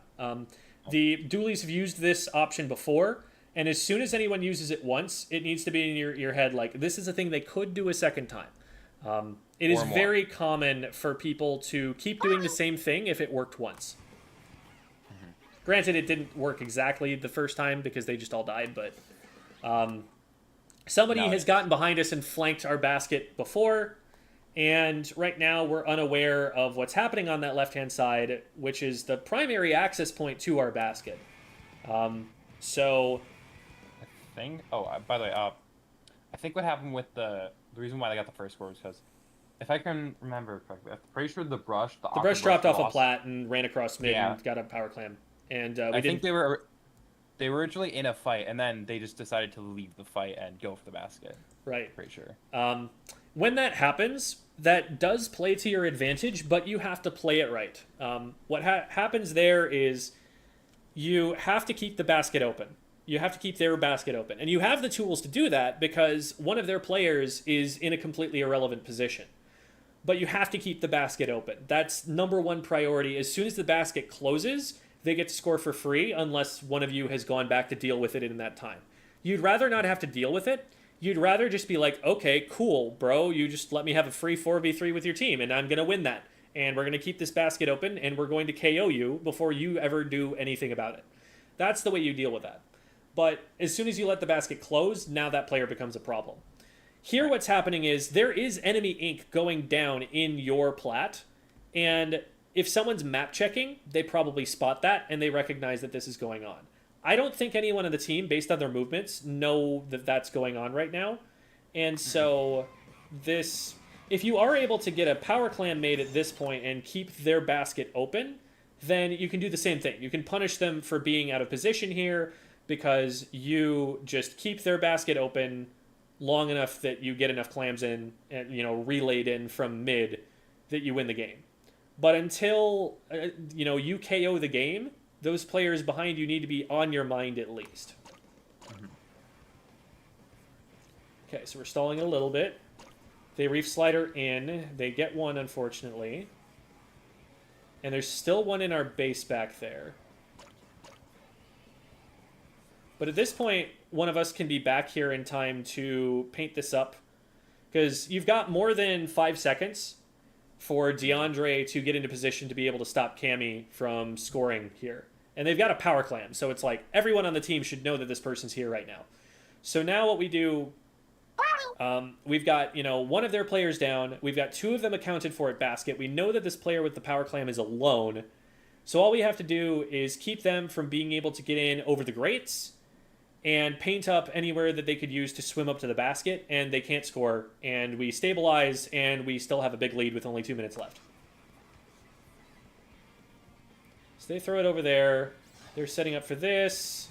That unfortunately does get someone. Good stop from DeAndre. So that throw where Mango missed was totally forced. Like, if they're going to try and throw that power clam, they need to get it off before DeAndre splats them. And they're recognizing that they're going to get splatted if they get any closer, but they weren't close enough to the basket. So that was great defense right there. And this should ideally be able to get stopped right here. DeAndre is probably one of the best players on our team aim-wise. He has good mechanics. It's just sometimes him and I are basically polar opposites. I don't have the best mechanics, but when I'm like on a good day, I'm really coordinated. I can play with my team very well. And obviously this was not a good day, as from what you've seen. But hey, he is more of the opposite. He's not as coordinated, but he's really good mechanically. Gotcha. So we know that there's the power clam coming in, and then I don't know. Let's see if this player has Ninja Squid real quick. They do not have Ninja Squid. This is a very visible play that the Tetras are making here. Anytime that you're on defense like this, anytime that you just have something you need to keep the enemy team away from, enemy ink that encroaches on that is one of the top priorities. Like, as soon as you're not being shot at, the next thing you're dealing with is that spot of ink right there. Because think about, like, if Alex were just to run through on the left-hand side, think about how far they could swim in the ink that's over there before they had to stop and paint again to throw it. Far left being like where Mango is right now. No, sorry, from their perspective. So Alex is trying to run into the basket in the straightest line that they have available right now. By the pillow. Right. So they don't go for this. This is just hypothetical. But like, imagine someone with a power clam is trying to score on your basket, and they just have this like straight line of ink. They have this runway that gets them straight there. So that's something that we need to deal with at some point, and that is what Mango here ends up using to get in behind us. So as soon as that player goes down, that spot of ink there, it's significant enough that it can disguise an approach, and so that's the first thing we need to be paying attention to. We need to be painting over that. And it looks like DeAndre sees this too late, and now Mango's able to sneak in there in a situation where if we just pre-paint that, if we paint that as soon as we're able to, they don't have that vector for approach, and they don't slip in behind us.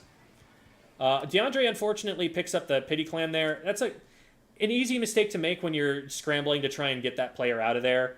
Like I don't blame them too much for it, but it's important, bearing that in mind, because the pity clam, the advantage of it is that it will never expire if you just leave it under the basket. And you'll get overtime by default. It doesn't have to just give your teammate away while they're holding it,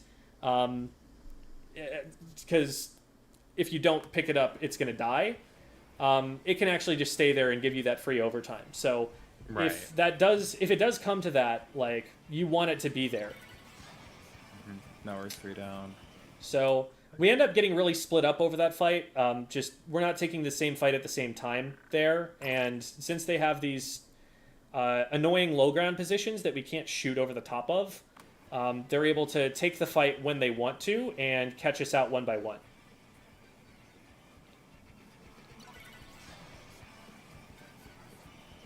So, all right. What DeAndre needs to be doing here is farming for crab. We need a crab tank to get us out of this. It's going to be the strongest. I don't remember how many crabs. I'm sorry. No, I'm thinking out loud. Sorry, my apologies. Go ahead. It's the strongest defensive special that you've got. It's the one that's going to hold the most ground for the most amount of time. And DeAndre's also the first person up, so they have the most time to paint before they're going to need that special available. So that's what they need to be doing right now. The enemy team is probably going to score. Like, I don't think DeAndre is going to be able to, hold them off 1v4 here. What DeAndre needs to be playing for is for the moment that the rest of the team are available to join in that fight, and to have a crab tank to cover them as they run in to take that fight. With DeAndre going down there, we have no specials to work with here. It's however close you, a spawning ink brush, are to having your killer whale, or the squeezer, however close they are to a Zuka, that's not guaranteed to get value here. What I'm also worried about now is that we're going to be staggered. If you or Muxin go down now, the enemy team is just going to keep stay in this 4v2 situation for the rest of the game until they KO.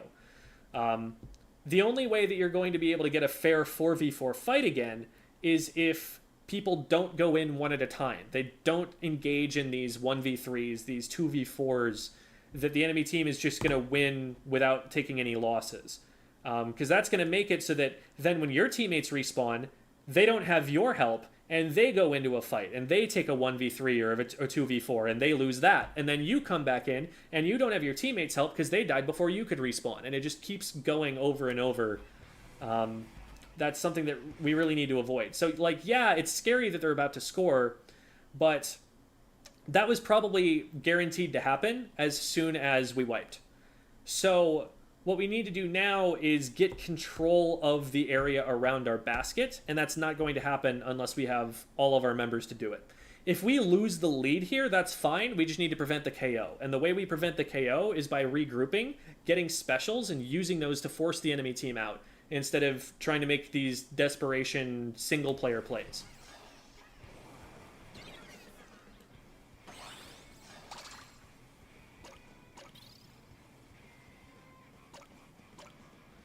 At this point, we kind of need to make a desperation play, unfortunately, because we don't have time to get the specials. If DeAndre had gotten their crab on the first attempt, we would have been able to stop that and prevent them. But at this point, they need so few clams, and you can see in the upper right that they have those clams available to be able to score, that our best chance is trying to win a 1v3 or a 2v4. There's just no time to wait for the rest of our team to come back in. And that's the disadvantage that we end up putting ourselves in when we stagger. Because we all rushed in one at a time, instead of spawning, waiting for the rest of our team to come in, farming for special at a safe distance, and then going in all at the same time, the enemy team was able to just kind of pick us off one by one. And so from here, it's up to Musin to make this stop, and they're not able to find the player in time, and that's the game. I mean, we didn't do bad, but it was that last bit that we made the mistake, got staggered, and I'm like I understand that we lost, but I can't be too mad at this game. Like we didn't do the worst. The big things to focus on, I would say, from the game are, you're playing neutral game pretty well. It seems like you're fighting together and winning those opening engagements more consistently than this enemy team was. And I'm sorry, I can't stay serious with that raid sound effect. thank you for the raid, Rakoven. Let me know how that's pronounced. I can't say. The oven is coming? Okay, it's Rack Oven. That is quite the funny raid effect. You've been warmed. I like this. Welcome, everybody. Right. So going back to it, I would say the big things that made the difference here are that your team was winning neutral engagements more often. So that's a plus. One thing that wasn't happening when you'd win those big fights is recognizing flanks. So more map checking is definitely in order, especially for maybe the more passive members of the team who are going to be out in mid and are going to be at safe distances and will have more time to check the map. We've got to spot when those kinds of flanks around your left-hand side, their right-hand side are coming. Or if we spotted them coming, then we have to recognize that our win condition here is we keep the enemy basket open so they can't score. Then when we get those fight wins, we want to push up aggressively and quickly and stop them from getting jumps in. As soon as they get jumps in, you lose your advantage. So the goal is to put on so much pressure on the enemy players that remain that super jumps are unsafe. And that's when you're really going to force the enemy team back and stagger them. Then on defense, and this is a very common issue that any team is going to have up until like the point where they're winning low ink, is when some players are down and we're at a numbers disadvantage, you do not take any fight that you're not 100% sure you can win. The only way that it is a good risk reward for you on a fight, if you're behind, is to win that fight cleanly. If you trade, they win. And if you lose, obviously they win.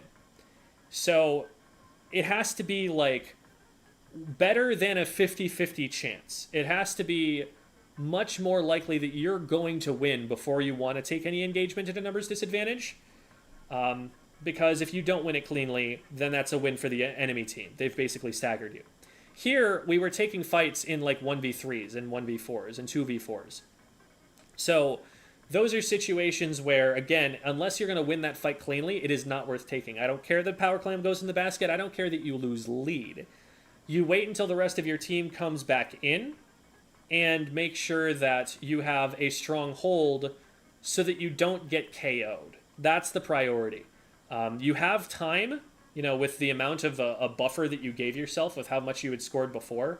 Like, you've got time to be able to still be winning the game and get the specials and be ready. But we've got to have that discipline, that patience to recognize we are down players, so we do not fight yet. We fight once we have an advantage. We fight once there's something to win. Those would be the big things that I would say as a team. I think for you individually, the play where you like run the clam to the basket, it's definitely gonna stop working. It's gonna work in solo queue. It is not gonna work for very long in coordinated play. It's something where like what you're using the brush for if you're trying to make sneaky plays is the fight is somewhere other than the basket, and you're flanking around the enemy team to get to the basket, and that's how you're jumping people in.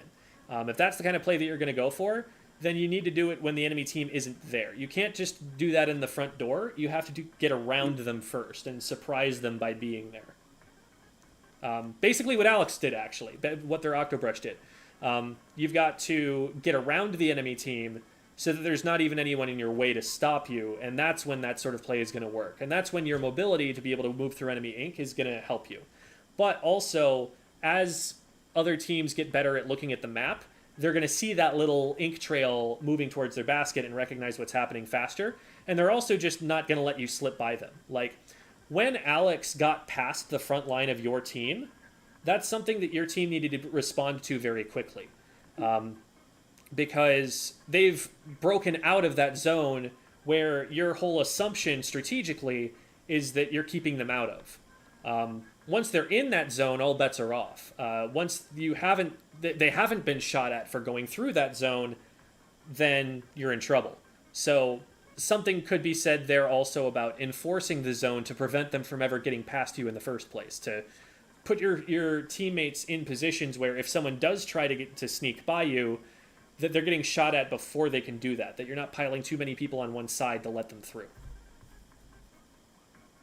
Okay.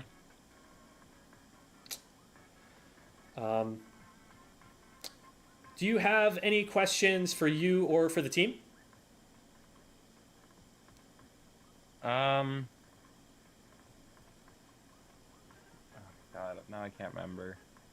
There was one I had while we were still reviewing the game, and now I can't remember what it was. Gotcha. If it comes, go ahead. It's not really like a thing regarding this, but it is sort of an informational thing for future reference for my team. So we've been looking for team coaches recently, and we found someone named Zeroto on Medify. Do you know if you know anything about them?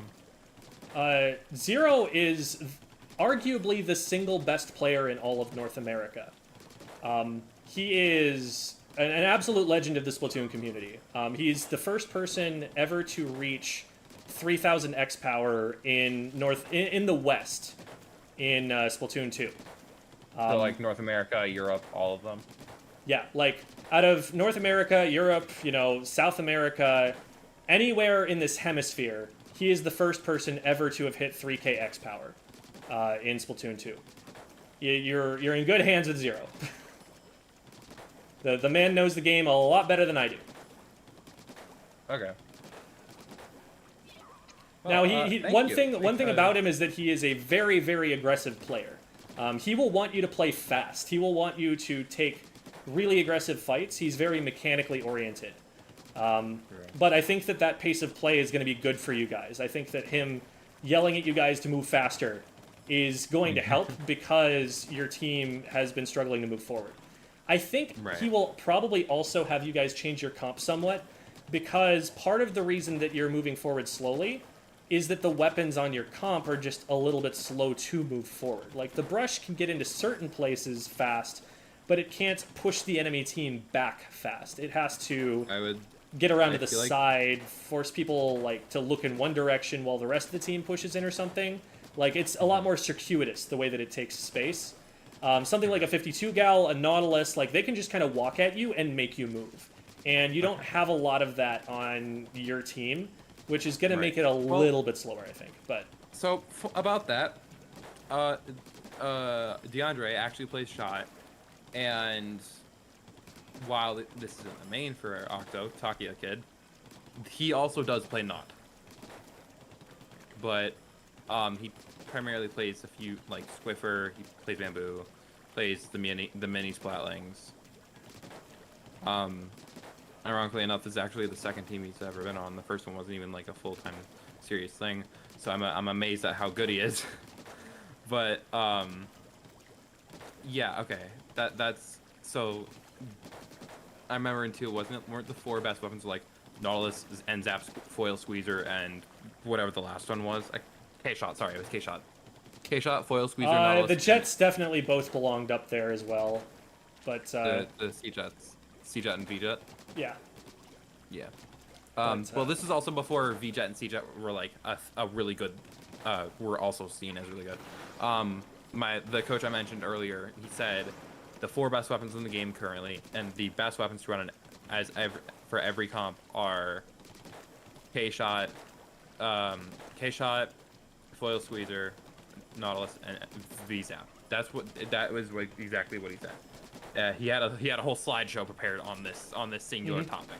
Yep, and that's a pretty orthodox opinion, I would say. But that was for Splatoon 2, to be clear. Yeah, but it doesn't surprise me that Nautilus is still good. I don't know why people hated its kit so much early. I personally think it's a really good kit because it's kind of. It's definitely different. It's not as Yeah. aggressive as the previous one was, so it took some But getting it's used still to, really good. It's still a really good kit. And But one yeah. of the reasons that it is powerful right now is also because of what else is in the meta and what Right. what it's gonna have to play against, what it's gonna have to counter, and what other options Splatling players have as well. Because there are a lot of Splatlings that are competing for that one slot on the team, and a lot of them are pretty good options. So there's a lot to think about there. But All right. Well, yeah, you're in thanks good a bunch. You're in good hands with Zero for sure. Get right. whatever you can out of that. Ask a lot of questions because he is again one of the absolute legends of the Splatoon community. Okay. Yeah, we were either thinking either Jared from Jackpot or Zero, and we were like, we should probably just do Zero, because at first we were thinking mostly like cost effectiveness, but I'm like but I specified that we probably shouldn't just consider cost because They're both we're going to gonna be like import- very, really very, very helpful. Right. Any of their advice is going to be gold for you guys. So you'll be great either way. So All right. thank you so Thank much you for much. coming on the show.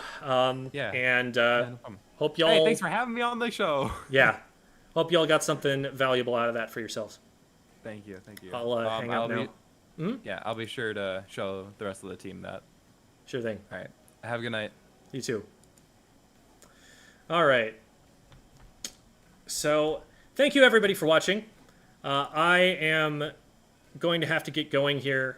I've got some work to do. Got something cooking for the video tomorrow, but it is not done, and so I need to spend the rest of the evening working on that. But for those of you who are new, here are my links to other things that I do. You can't leave. It's too soon. Oh my God, Shaq.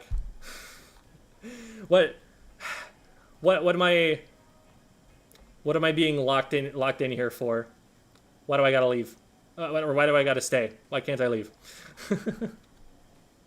If Shaq gives me a good reason that I have to stay, we'll stream for a little longer. It's all on Shaq. All on his shoulders.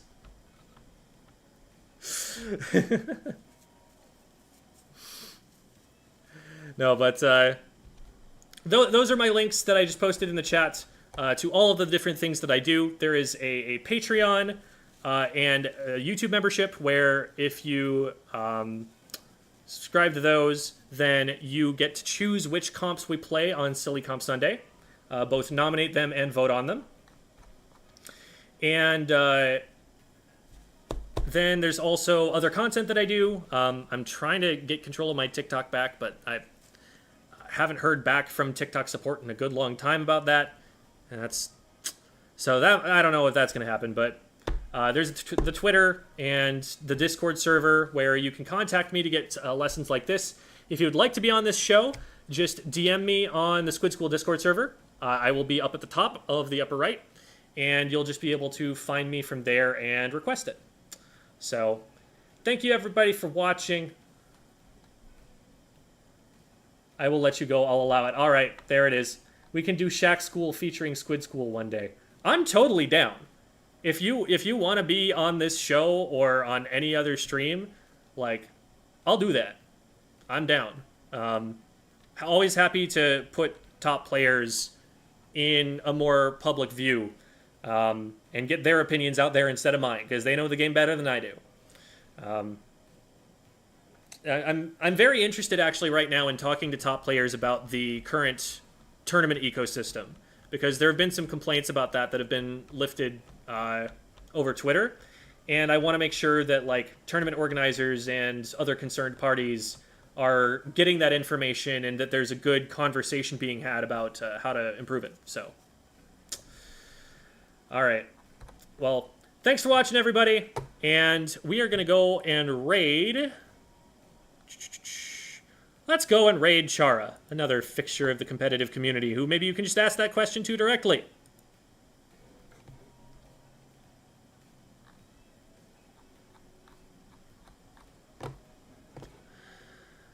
Thanks for watching, who's Chara? Yeah, jokes.